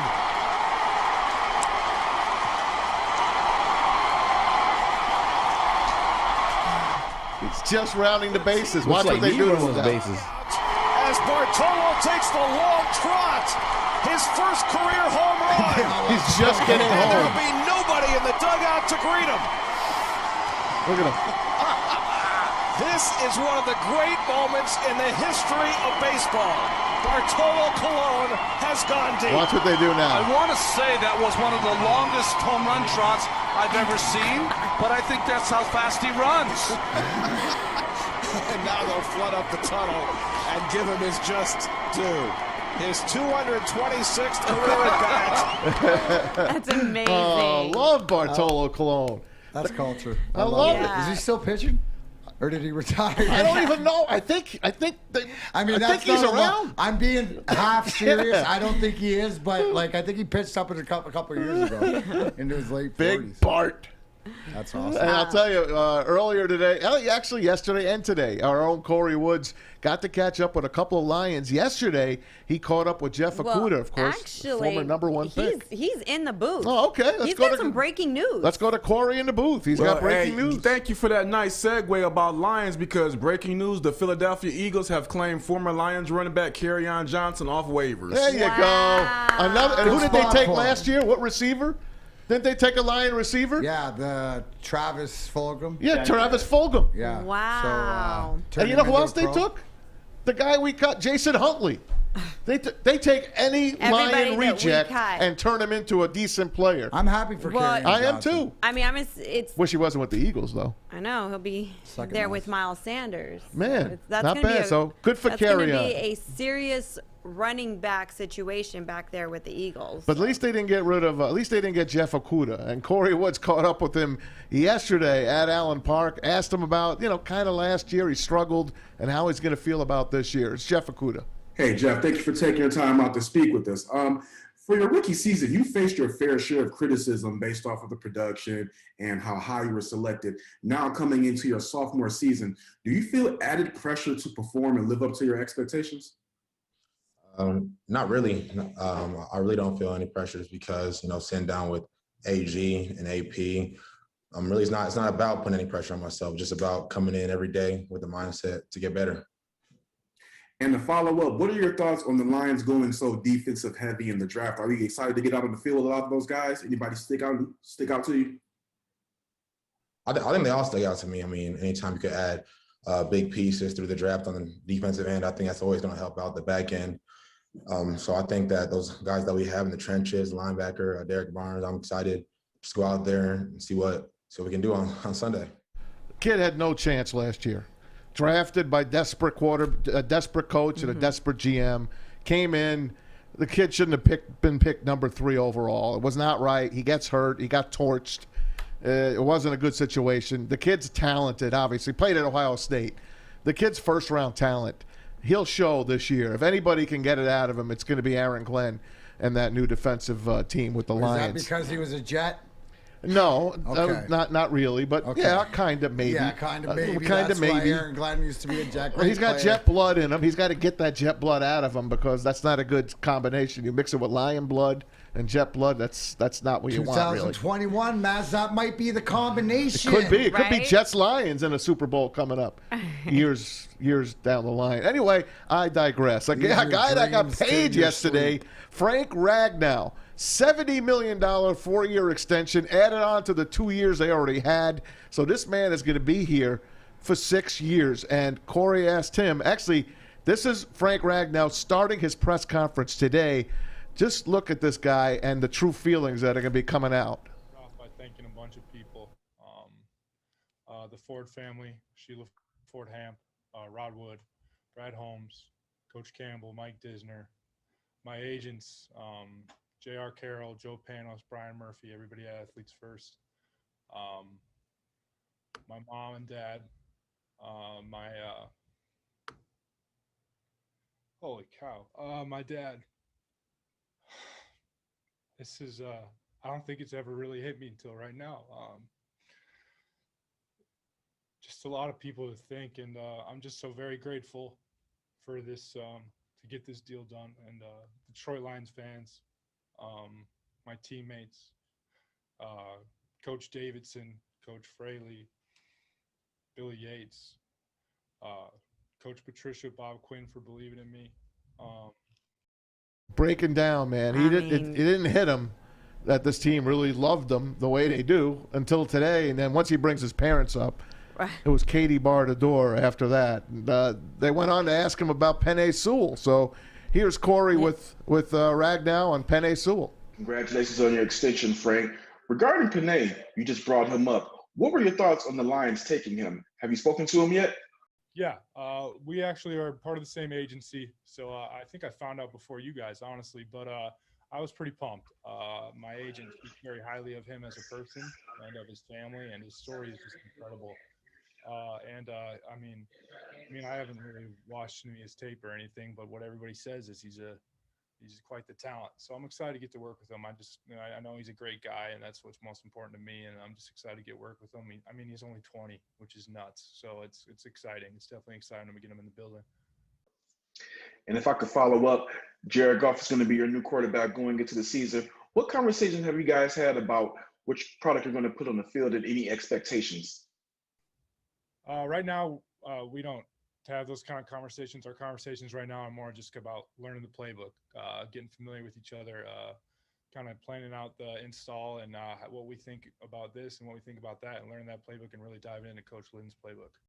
I can't wait. And you heard Stink earlier. Anthony Lynn is going to be a pleasant surprise here in Detroit.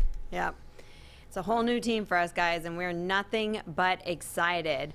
All right, guys, it is going to be time for us to get to our Get Home with Hall Financial Sports Trivia, where you, my friends, have got a chance to win a $100 gift card to either your choice of Lashish or Detroit Wing Company, all brought to you by our good friends over at Hall Financial. All you have to do is answer our 4 sports trivia questions correct, and you, my friends, will be a winner. So get to the phones. Give us a call, 313-552-6322, because that is up next here on The Hook on Woodward Sports Network.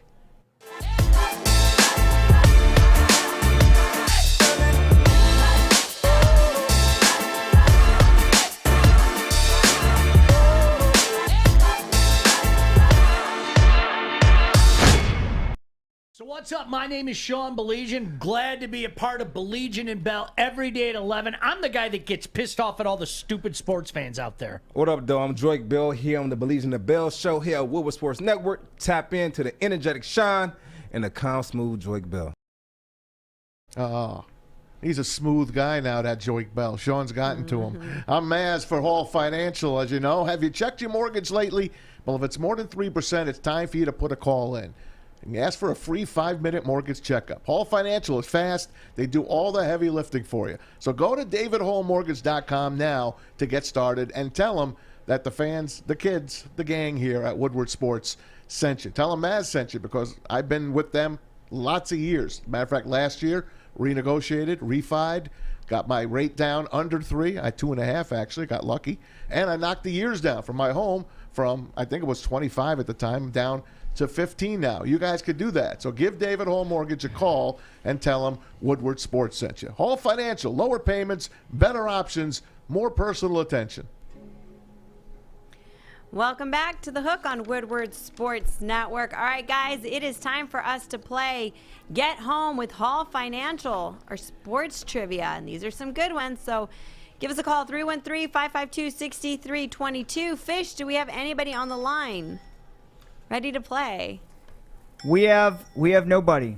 All right, nobody. Okay. And if you called from the last 7 seconds, we were getting our phones rebooted, so we should be good to go now. All right.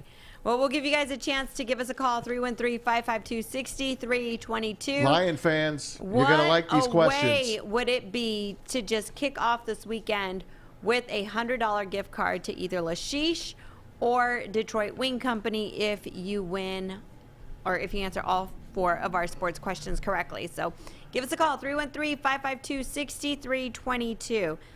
Let's talk a little bit about the NHL. Great tweet. They've done it again. That came out, D-Mac. NHL on Twitter. This is awesome. The NHL. This gives me the compassion to the fandom of, this is the beauty of Twitter to me and of social media.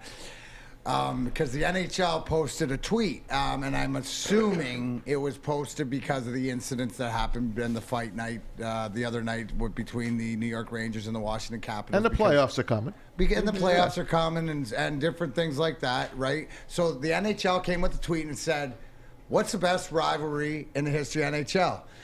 On top, this Lawson Barzell, if anybody knows, Matthew Barzell is the Islanders center. So this hockey fan said the NHL versus caring about their players. Now, I didn't show it here. Over 5,000 likes. And when I was looking for this from the NHL, I think they, because of this, had the most likes by far, is that they erased it. So I don't know if it's still up there. But that lets me know that the social conscience of people out there to communicate with, and I think that is sometimes the beauty of social media when used properly. So shout out to X Fiona.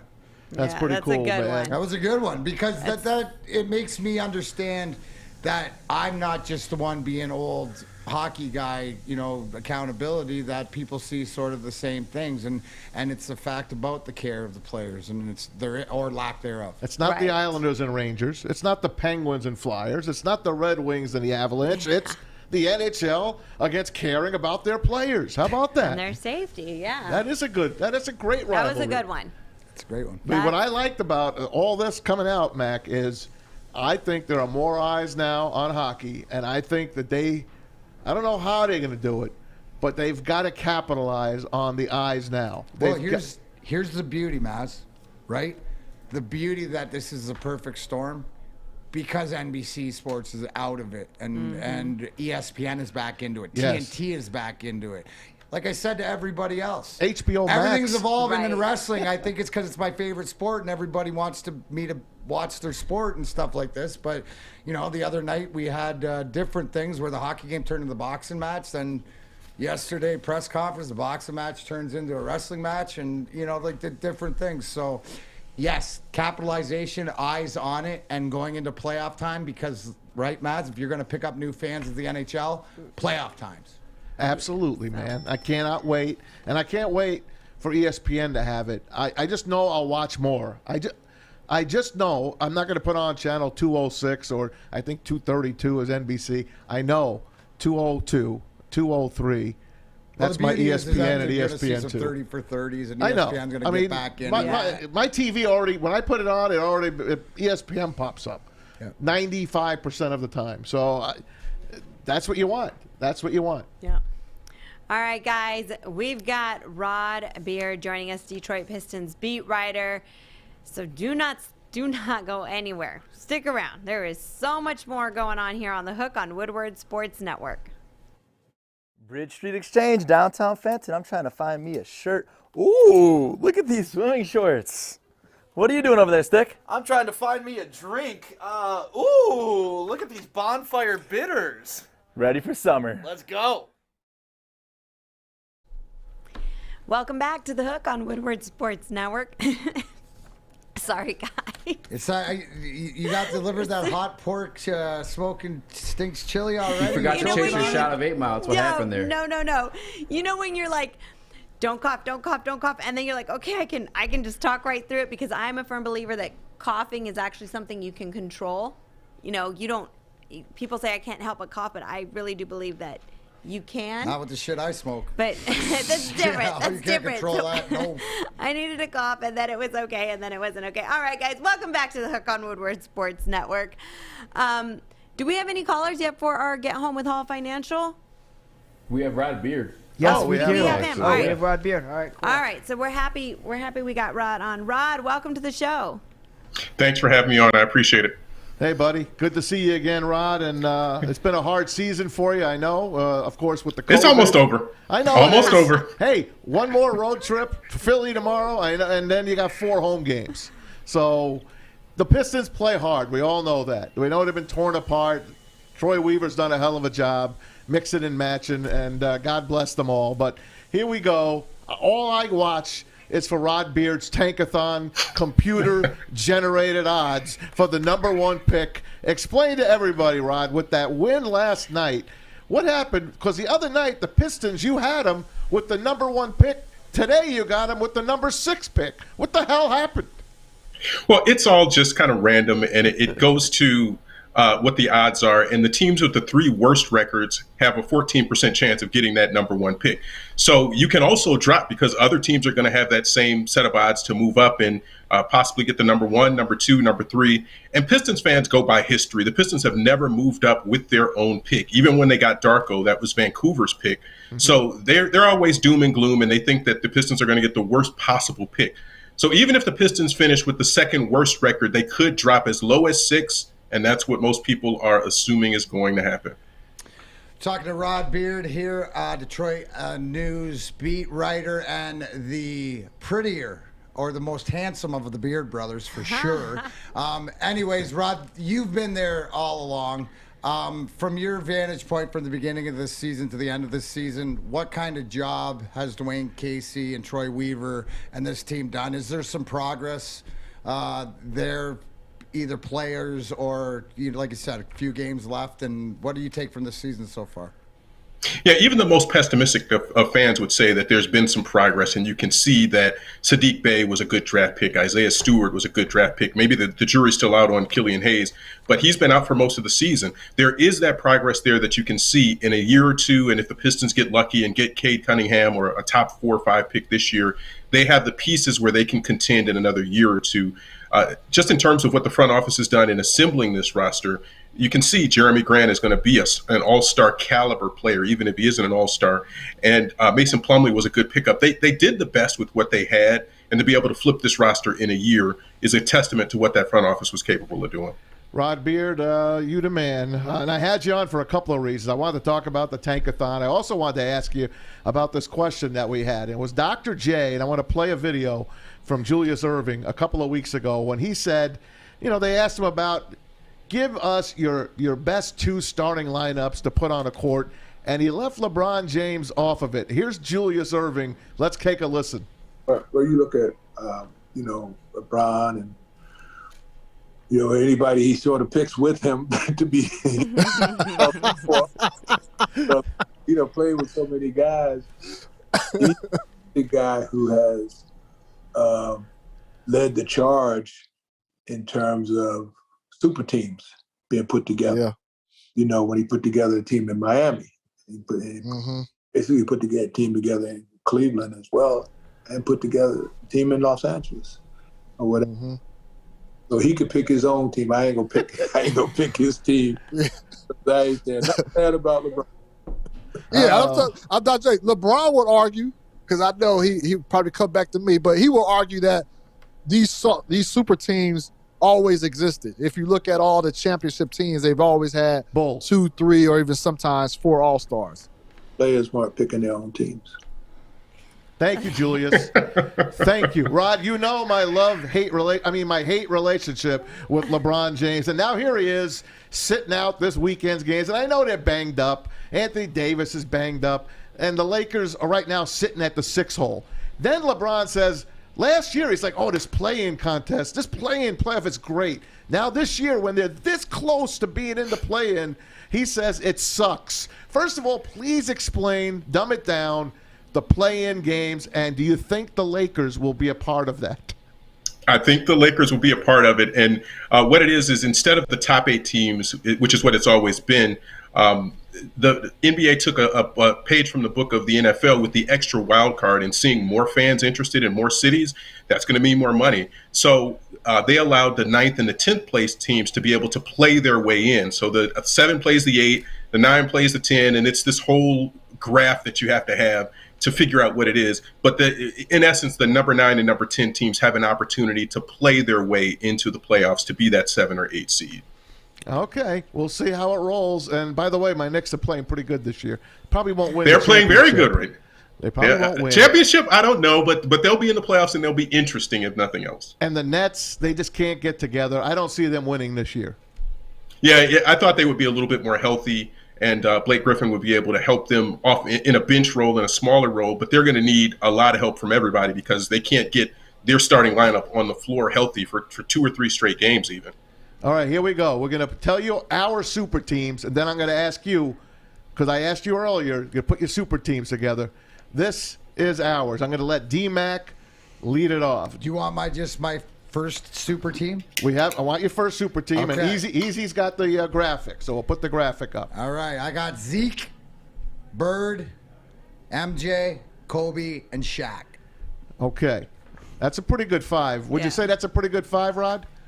That is a pretty good 5. I don't know who plays power forward on that team, but they'll figure it out. Okay, now Pilar. What's that? What's a power forward? Isn't there just guys that shoot and rebound and guys that can pass? I didn't know there's positions. It doesn't matter. You can get out there. Power struggles can just be worked out later, all right? All right, here's Pilar's Here 5, Fab 5. Kareem, David Robinson, Kobe, Larry Bird, and Michael Jordan. All right, rate Pilar's 5.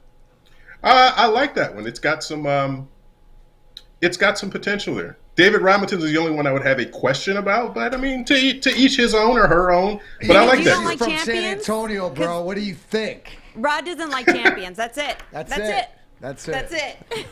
All right, Rod. Here's mine now. I went a little bit different. I just took my favorite starting 5 that I think could beat any All-Star teams going forward. So here you go. The 73 Knickerbockers. Take a look at these guys. Look at that team. A beautiful team. You ready? Check these guys out. Walt Frazier, Earl Monroe, Willis Reed, Bill Bradley, Dave DeBusschere, Jerry Lucas, and Phil Jackson coming off the bench. My 5 could beat any of those 5. What do you think? Your 5 is the best dressed of any of these teams. Certainly, those shoes would not be able to last. They might fall off on today's courts. They might. All right. How about my 19? What year? Let's see. What year am I doing? 89? My 1989 Detroit Pistons. Let's show those beauties. Come on. We all know them. We love them. Isaiah and Dumars and the Worm, Lambeer, so on and so forth. How about those bad boys against any of those super teams? What people forget about the bad boys is they beat the Lakers, they beat the Celtics, they beat Michael Jordan's teams. They get forgotten about in history, and they have that spot right between that golden era and this new era with Michael Jordan. They probably could beat any All-Star team that you would put together. And my last but not least, this is my personal favorite because I was here, the 04 Pistons. Starting 5, the going to work Larry Brown Pistons. Where the hell is Tayshaun, for crying out loud? Put Tayshaun in there. Anyway, I thought you'd be in that picture. Yeah, I wish. I was in the back picking up the confetti. But how about the 04? How about the 04 Pistons against any of those teams? The 04 Pistons could probably stand up against just about anybody because they were a selfless group that just cared about winning, and they didn't have kind of all NBA, all Hall of Fame players, but they just had players who went out and played every night, and they could stand up to anybody. If they can beat Kobe and Shaq and the Lakers, they can beat just about anybody. All right, Rod, that leaves us with your super team. Let's hear him, man. My super team is Magic, MJ, Larry Bird, Kevin Durant, Kareem Abdul-Jabbar. Whoa. So I see. We were kind of on the same track with a lot of our players. But Durant, you're the only one that picked Durant. Yeah, you picked Durant. He is an android. He is a scoring and defensive android. If you make a guy on a video game, that's the kind of guy that you want. So what'd you think of Dr. J leaving LeBron out of the talk? I think it's valid. You've got to have something in there that says LeBron didn't win all of these championships. Yes, he's been to all of these finals, but he's created these teams. And the point about those other teams being super teams already, that's because the Celtics put that team together. The Sixers put that team together and sweated through and had to add Moses Malone. Amen. They had Mo Cheeks and Andrew Toney and Doc and all of those other guys. They didn't have to go and just over the course of a summer have a couple of phone conversations and a Zoom and say, hey, here's our new super team that we're rolling out. And that's what LeBron's done. But that's the fans are part and parcel, and the media are part and parcel of that problem. Is because we started measuring greatness in championships rather than everything in the whole ball of wax. Charles Barkley's never going to be in that conversation. Karl Malone never didn't win those championships, and we did that. We did that to ourselves. Man, good talk. All right, Rod, I gotta, who's your favorite right now, either for the NBA Finals or do you have a front runner to win the championship right now? I think it's as wide open as it's ever been. I don't put any faith in these Sixers at all until I see them win and get to the finals. Joel Embiid is just going to be another guy until he does something. He's got to show me that he can carry that team to a championship. Same thing with Giannis. You can win all the MVPs that you want, but that team has got to be better and to carry them to that. I don't know if they're able to do it. And until we see what the Lakers can do or the Clippers can do, it's just a bunch of question marks. I'm not putting a lot of faith in the Jazz either until they make a nice playoff run and get to the conference finals at least. Hey, Rod, this is Eazy, the producer of The Hook. I had a real quick question. Who's your rookie of the year out of this Detroit Pistons? Because we got three of these guys that have been studs all year for us. Well, in terms of how great we've been, which hasn't been that great. But who are you looking forward to most out of their future, these rookies we had this year? I just want to see what Saddiq Bey can be. And he's shown a lot of that. It's just the consistency that he's got to do. But he was the first one to get in the starting lineup, and he's been kind of the most consistent scorer through all of that. But really all of them. Isaiah Stewart is going to be a star by the time it's all said and done. So Troy Weaver gets high marks just for bringing these guys in and identifying which ones he wanted in the draft. Last one, Rod. Coach of the year, Tom Thibodeau? I think so. I mean, it's that Knicks team was projected to be what the Pistons actually are. Yeah. And Tibbs has turned them into a team that's screaming at the playoffs. And Julius Randle is going to be – I mean, I thought Jeremy Grant was going to be most improved player, and there wasn't even a discussion about it. But when you look at Julius Randle, that makes it a very good discussion about which of those guys should get it. And how big is D-Rose? I'm huge on culture. How big has D-Rose been into that locker room? Because, that's sort of been the spark. And just to see him, as the player sort of, even when I don't know who it was that got injured, but then he heard it after the game, and there's the compassion about work. And so you've been around him even when he was here, and everybody at LCA has glowing remarks for him. But to me, he's sort of the glue in that room. Can you speak on him a little bit about maybe what he's brought to that team? We're not supposed to have favorite players or guys that we root for, but D Rose is a guy that you root for because he's been through so much with his injury, and he just has such a calm spirit about himself that just says, hey, it's not about me anymore. It's about Killian Hayes. My job is to make Killian Hayes better. And for a guy to be where he has been and to have that type of attitude is just so rare in this league. And now to go back to the Knicks and to be with Tibbs and to elevate that team with his professionalism. And again, the selfless spirit of, I don't have to start. I don't have to be the star of this thing. I just have to make everybody else better. So he's shown just this year that he can step in two different roles with two different teams on two different levels and have the same impact. People talk about what Chris Paul does when he goes to a new team. We're seeing that Derrick Rose can have a similar type of impact. That's awesome. Gives me chills for you, when somebody says that, hey, this is a guy we cheer for, we're not supposed to. And he's the real deal. The right way. Real deal. He's the real deal. Real human being, real personality, and he takes his responsibility seriously as a pro and as a guy who has to talk to the media. He's never had a hey, I don't want to talk to you guys, or let's get this over quick. He's never had that type of attitude with us. That's awesome. Hey, we all keep saying to each other, hey, one more question. Let's let Rod go. I got time. Let's go. I know. We're running out of time. We know we don't want to hold you up because we want to have you back for the playoffs. But the other day we were talking about the Pistons, what could have been, obviously the last time they picked in the top three, and they took Darko. And then you got Carmelo, Why and you you got living Wade, in the past and you got always? Bosch. Right? I just want to get Rod here on Woodward Sports. You got those 3 Hall of Famers. Right? What could have been, man, in the 03? Would they have won the next year? How about the year after and the year after if they take Carmelo? Yeah, that's the big debate. And I think Carmelo was the pick that they probably would have made. And it just remains to be seen. But at least you would have had a building block for that time after. And as good as those years were when they were making the conference finals every year and they won that championship, the teardown of that thing was the absolute go and seeing Ben in a Bulls jersey. You're just in this alternate bizarro world of what the heck are we looking at? How did it end this way? And Carmelo might have helped to keep that together a little bit longer. But we, for doggone sure, will know that Darko didn't do anything to help. For crying out loud, he's 9th all-time scoring now, Carmelo. It's amazing. It's amazing what he's done, and just the longevity. But again, he's gone to different teams, and he is what he is. He's a scorer, and he's a mercenary. If you need him to come in and get buckets, he will get buckets for you. All right, Rod, we got to have you on in another couple of weeks when the playoffs get rolling. All right, absolutely. Thanks for having me, guys. Hey, everybody read Rod. Don't forget Debt News Rod Beard on Twitter. Make sure you check him out. The best stuff always with the Pistons and NBA in general. Great guy. Thanks, Rod. All right, guys. When we come back, it is for real this time. Time for us to play our Get Home with Hall Financial. I know we've got somebody on the line ready to play, so let's get to it. Don't go anywhere. You're tuning into The Hook on Woodward Sports Network. We are here, downtown Fenton, my favorite Bridge Street Exchange. That's right. And you want to switch up your wardrobe this summer? It's this easy. You ready, Joey? I'm ready. All right, you ready? I like it. You want to do it again? Yeah, let's do it again. All right. Ooh, Brixton. Nice. One more time? Yes. Ooh, I like the hat on this one, too.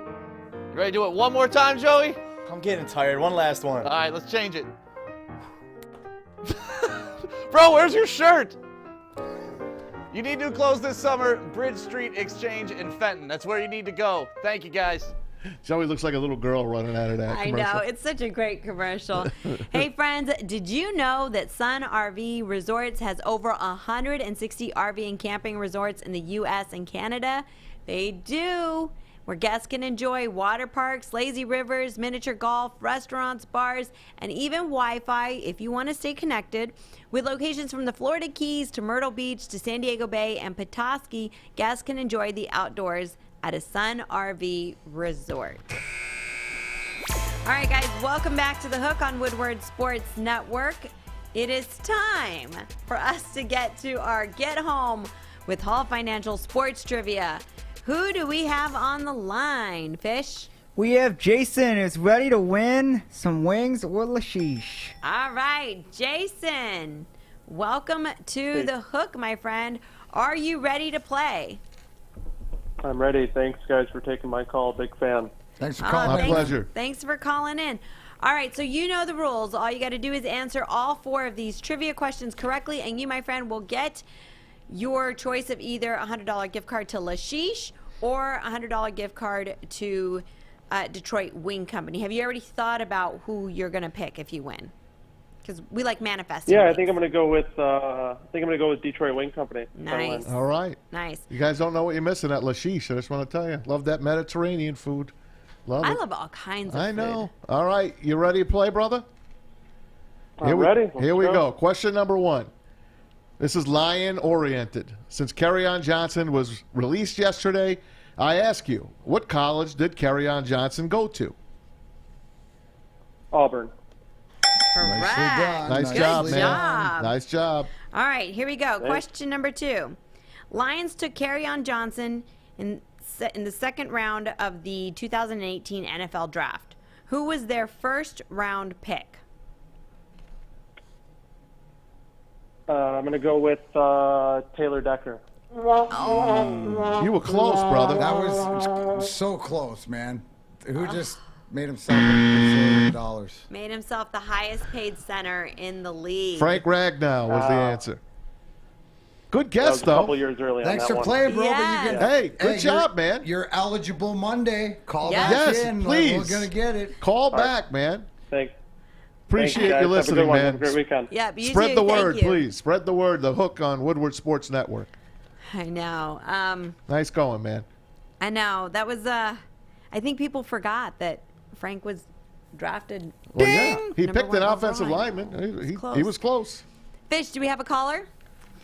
Yeah, it's our good old friend Pete. He's been on the line for, God, I don't know how long. An I thought you- hour and 25 minutes? I thought you said it was our Pete. girlfriend, Pete. No, it was our good old Oh, friend good Pete. friend. Good old friend Pete. All right, I was going to stick up welcome. for him. Back in the day.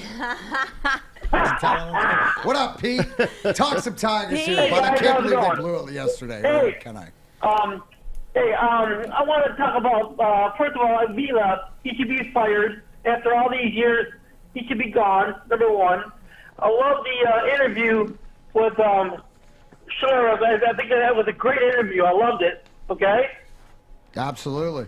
What did you Okay. like about it, Pete? What did he tell you that I you liked liked? his in-depth reporting. He knew all about he knew all about football to begin with, and I like his views on the Lions. Awesome. Well, we appreciate it. I do. The happier Pete is, the happier we are. How's Rose? Hey, Darren, Pete Rose. How's Listen, Rose? We love it. So he said Rose is the My- nurse. So sounds like you're gonna have a My good weekend, grandfather bud. and grandmother, listen to this. My grandfather and grandmother were also named Pete and Rose. They were married in 1925. They deceased, but in 4 more years, it'll be 100 years of Pete and Rose. Brother. Hey, there you go. Might as well write that down. What are you doing for Mother's Day? What are you doing for Mother's Day? I'm getting Rose some flowers and some chocolate, and we're going to see my mom. All right. Oh, that's beautiful. Well, you enjoy the weekend, my friend. Thanks for holding so long. It's been a crazy show. Everything has just been moving so fast. But thanks so much for your support. And thanks so much. Thanks, Paul. I appreciate it. All right, Pete. Enjoy. All right, Pete. Take Hey, it you easy. guys out there, don't forget Mother's Day, please. Yeah, don't do forget not. Mom. Don't forget your wife. Don't forget Grandma. That's right. And Take just care of Biz. Hey, just speaking of all you hookers out there, and seeing as we just did the trivia, Miss Tammy just came in to watch the last few minutes and pick up her Detroit Wing Company gift card because she won. So and to watch the last few minutes of this, so I was waving to them. That's what I was. Yep, and showing your shirt. I was showing my shirt. Your support. because we're in the Puck support. Right, Puck support. Yeah, exactly. So yeah, make shout sure you out go to my on boy Brady. online. Yep, it's such a great organization. So, all right, guys, let's get to me gusta o no me gusta. We were talking to Rob Beard, some NBA talk. So, me gusta or no me gusta. Make sure you guys are playing along on our social media or giving us a call, 313-552-6322. If you want to let us know your thoughts on social media, at Woodward Sports across the board. The Lakers will reach the NBA Finals again. They're the world champs. Me gusta. No me gusta. No me gusta. No me gusta. No me gusta. No No te me gusta. No me gusta. I don't even think the Lakers make it out of the play-in because LeBron's going to go baby. That would be on you, awesome. and he's going to have something, and he's going to make up some excuse. But no me Well, gusta. he did recently say that No he me doesn't gusta. he doesn't No me think gusta. he's ever going to be No back me to gusta. 100%. Wah. He's concerned. All Wah. right. Okay. All right.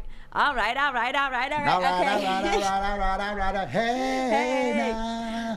No me Hey, gusta. Maz. Lakers are finished. AD is hurt. LeBron's breaking down. Thank you. Andre Drummond, you went there. You picked the wrong team. Should have went to the Nets. Too bad for you. Goodbye, right. Lakers. Easy D. ¿Te gusta o no te gusta? The Mavs thing threw me off big time. No, I don't think they're going to make it. When they got 80, I noticed like his track record was he never stayed healthy. Never throughout like a single season. And then that's the same situation this year. I don't think he's going to be back in time to stay healthy enough for a playoff run. Things get intense down there. Michael's amazing on social media. Le Bum and his Mickey Mouse ring. Le Bum. I like that. Amazing. Fish, ¿te gusta o no te gusta? No me gusta, but I think they'll make it farther than you guys think. I have a sneaky suspicion that they possibly could get to the finals. I don't like to hear that. You know Fish. what? I was going to say, I don't know. I just have Fish knows something in my stuff. heart that I says, know. You can't put They're it not past Arsenal. I They're not Arsenal. I mean, can you I don't know really if they're good or sleep? not. Are they good? I don't know if even Arsenal's good. They have a lot of history. They lost yesterday. Okay, see what the hell I Of course, what I Maz. That's how Oscar Costanza picked the course. loser fish. Pick the loser. Yeah, I'm gonna agree New with York Fish on Cosmos. this one. I mean, I don't love it, no me gusta, but I can't sleep on them. So I know. I'm gonna say that me gusta. Oh, I mean, say you can't sleep on. I'm with Fish on this one. Ooh. Can't Fish, you sleep on swayed her. their- Was No, the question win the finals and make it to the finals? Will they reach Make it. Okay. to the NBA finals? But I'm if they saying no make me it, they should gusta. I win. don't love this idea, but I feel like you, Fish. I feel like Yeah, you feel like the rest of us where the league's set up can't- for LeBron James to win, right? That's what you're saying.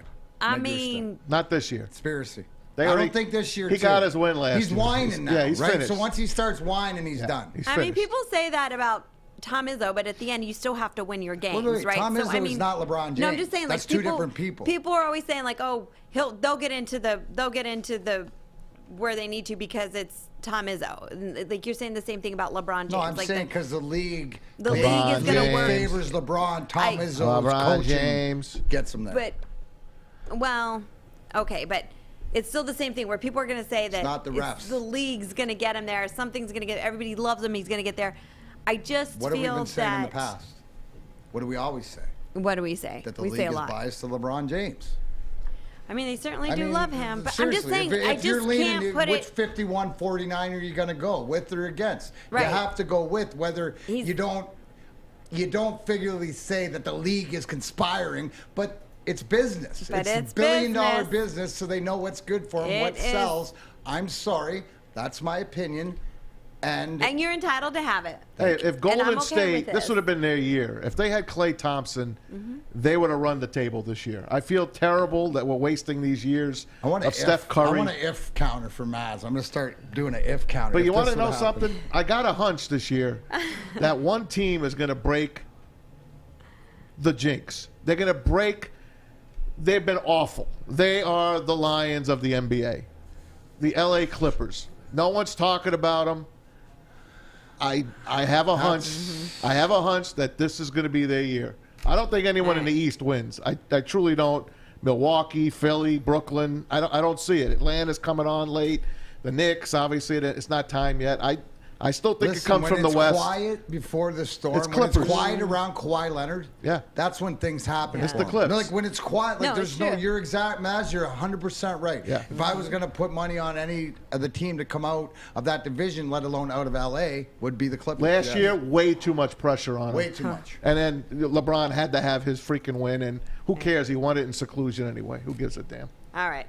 All right, guys, let's get to our segment, Pit Boss. D-Mac picking his NASCAR? It's Let's go. Shake it, baby. Shake it, baby. First or last, baby. You know. Well, I mean, I wake up in the morning, I piss excellence. Gosh darn it, you and me both, Ricky and Bobby. Anyways, guys, last week, the last 2 weeks, obviously, if I'm going to just update, a couple weeks ago, Brad Kozlowski in Talladega. Last week, my boy Kyle Busch. Isn't it apropos? I mean, the Bushy McBush 400 and Kyle Busch wins. So this week we're going to Darlington. The Darlington 400. Now this we're going to take a little bit of a different approach this week, right? Because we're going to go with the hometown kid. Yes, Byron, Michigan's own Eric Jones. Now you've seen me put money on this kid in the past, right? Plus 10,000. But did you know on Tuesday he won the virtual race, that they do in the cars of Darlington against all the other racers. He's raced there 6 times in the NASCAR Monster Cup Series and has not finished out of the top 10. Put a little on it to win. I'm a big trend guy. You can put whatever you want. Plus 225 in any bet is great. Eric Jones will continue, and he's driving the number 43 for Richard Petty. And, of course, we put our money on the regulars, too, right? But always Kozlowski and Bush. But that didn't see, but it's not like, because I told you at the beginning of the year, you always put 5 or 10 on Kozlowski That and Bush. gets you even. What? That's your get even bet. Well, they're going to end that's up what we winning. call They you. won it. Like, the money always You know what makes we it call? up. We call them saver bets. That's my saver. It's a saver bet. That's my saver. Yeah. We got to throw the the 14 and the. By the way, Stingray Steve's been texting me all day. He's betting going to the trap? He's betting at Gulfstream all day today. Gulfstream in Florida. He's hit a couple of big ones today. Nice. So Stingray Steve is high at the track. Must be that Belichick power, that Mac Jones, all that Right. stuff. That juju. All that. He's excited. All right, guys. Before we end this show, we've got to get this clip that has just been trending all around social media, all around the world of Wonder sports. what it is. And I just can't even believe that this is boxing. Check this out. The paperwork for this ball. Get Al Heyman. Absolutely. Yeah. Let me call Al Heyman. Let's make it happen. I'm my own boss. One night. Got you hat. You gotta listen. I knew that would happen. Hey.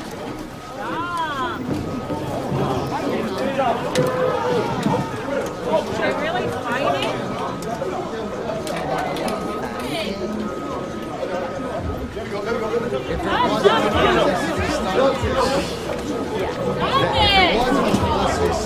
Then Jake Paul would be laying bloody and beaten on the ground. Look at his No pants. question. Look at those pants. He would have been, I mean, Here comes Floyd again. Absolutely. Floyd should have I'm just sorry. triple cracked. Now remember, he's fighting his brother, Logan Paul. Now, this is the brother. yeah, this is Jake Paul. Defending This is the one Logan. that fought Ben Askren. This is the guy that beat Ben Askren? That kid? That's the I guy. got His him all brother's mixed up. fighting. No, his brother is fighting the one that Right. did the wrestling, that went in to the wrestling WrestleMania event. He's fighting Mayweather. The brother, that punk right there, fought Askren. But if it isn't the fact that that's what I said earlier. With the Rangers and the Capitals the other day, we watched hockey turn to boxing. We just watched boxing turn to wrestling. Because that's why wrestling's my favorite sport. Because it's written like that. all Because in real scripted. life, you grab a multi-million-dollar guy, let alone Floyd Mayweather. Easy. Was that I fake? got 8 guys coming out of you from everywhere. Hey, I wanna- Liger monkey style. Easy, you don't even believe see. in that crap, don't you? Before I get there and get my shot for taking my hat. Easy believes that was real. I want you to know that. It was real. It was real. If you guys don't know, so after that situation, Jake Paul, the marketing genius he is, he actually got punched in the face. He had a black guy. Oh, great. He posted you don't pictures. think that in wrestling they punch each other in Yeah. the face too? He got You don't paid for think that. Yeah, he got a shiner. The other thing too that makes it real is that so it's he not, got a shiner, he's not so fighting that's what Jake makes Paul. it real? The fight they would want to hype up would be Logan Paul because that's the Logan. one we're actually purchasing. So that's the other part that makes me think it's real. The other thing, and here's a picture of him by the way in his shades, but I don't know if you guys got to see this yet. He got a tattoo showing the whole situation. Said "Gotcha hat," and if you guys go to his Twitter right now, That's he's actually fake. on his website. You guys can pay. Oh, here you go. Oh my. I would say it doesn't look very. Wow. Okay, maybe it's not But fake. that's I what thought you, that was like a that's little. all you kids are all like, about. yeah. Going doing stupid shit. Like I To mean, get it's the great. Hey, views. listen, from To get Jake the Paul's views. point of view, he's never going to get more popular. That is absolutely brilliant to Gen Y, Z, whatever the hell it is, on how they do things. I'm just saying Play that it cut goes again. back to the soliloquy about the NHL. This is, Play that tattoo this is cut crazy. again. Another tattoo one again. That would Yeah, never. I think he's eating a Lunchable. He's- Fish. Is he No, eating a he's not. He's eating Lunchable? an egg salad sandwich Was that from egg the salad? gas station. I get them all the time. I love egg salad. He's eating a sandwich. He's trying to hide his shiner because he didn't want the public to know, but he already had posted one. People were calling him out on I it. still don't believe this. This is all for show. This is just Hey, look, to build back up. in the day, the more press viewers. conferences were the must-see TV of boxing. And if you look back at Rocky 2, which you're going to watch next, you're going to see Apollo Creed be It is so good, Pilar. It's pissed better than one. at Rocky Balboa. But you got to watch it, Pilar, Easy, this though. weekend. I would no. It's Why Mother's was Day he weekend. there? Don't Was do his that to brother me. there for a press conference, or why was Correct. that a press Yes, conference? yes, Yeah, and that's the thing too. Like, so Logan's actually pissed about all this because I apologize for. Yeah, not because he putting took myself all up. his, because his brother Exactly. took all his, Yeah, his it's supposed to be shine. Logan's. Yeah, it's supposed to be Bunch of, Logan's. that's what fight, millennials do. his whole Shine off each situation. other. Think it's a shine fest. All right, Fish. One What of do you these have days, before we get somebody's to gotta our be who you wrong. like? I think Eazy was going to get to it, but Jake Paul, he has a Gotcha hat collection now that he made. A bunch of hats. Of course. And if you want to pay $25 for some hats, there you go. And the hoodies are $60. See, is it brilliant Unbelievable. It's marketing? all Absolutely. about Is he an marketing, idiot? and- Absolutely. But that's what He's we made live in so these much days. Will money Easy off pay of to this. watch this? Absolutely. Absolutely. No, Did not Easy this just one. order a hat? Absolutely. I'll watch. It's worth watching an amateur fight an amateur, but not this guy versus Floyd frickin' Mayweather. Like it's just that's not even worth your money. I bet Logan's gonna win because it's gotta be Bob. No, Floyd would never let him my win. God. That's not in the Pilar. I bet he This wins. is Floyd Mayweather, who's undefeated, gonna fight somebody else. Why would he ever put it on the thing? Now it might just piss him off more. You watch that, he's not going to want to It's fight all Logan gonna Paul. be. He's It's gonna all wanna gonna fight be his brother. paid. It's D-Mac, all Logan's got a chance. Don't sleep on Logan Paul. Oh, please. Yeah, because everything I feel like is just scripted right now in that whole. That's gonna what's come out happening swinging. in like 97, or All right. between 93 and 2009. Right, go grab the best beer league player, throw him on the ice with me. We'll see how he ends up. All right, I'll do that. That's what's gonna happen. All right, we got 30 seconds. Let's try and do this. The best speed round we've been able to do. Who you like? Wing sweep this weekend. Take them to win both games. Indians with Plesac, White Sox with Rodon. All right, Easy D. Give me Amanda Ribas over Angela Hill. Okay, Fish. Who we like? We got 2 finals games tomorrow. I'm taking the Crusaders. You're taking the Reds. I love it, guys. We did it. First time. High fives all around. We did our speed round. Guys, we want to thank you guys so much. Fish, you know I got you. Easy, you know I got you. No, I say thank you when the clock tells me what time it is every hour. Perfect. All right.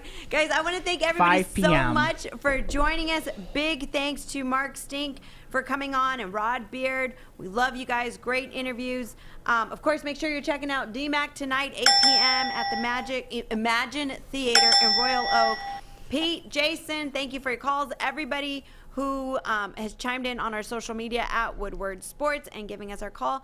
Have a wonderful weekend. And congratulations on the 50th show to the Hook. Yes. Here's to the And next happy 50. Mother's Day to everybody. Happy Mother's Day to everybody. Mothers. Don't forget your mamas. Why do we not have champagne popping bottles for our 50th episode? Can you drink all the vodka already? Right behind you. Well, I just want some champagne now. All right, guys. Thank you so much. We'll see you guys on Monday. Enjoy your weekend. You've been tuning into The Hook on Woodward Sports Network. Practice. We sitting here, I'm supposed to be the franchise player, and we're in here talking about practice. I mean, listen, we talking about practice. Not a game, not a game, not a game,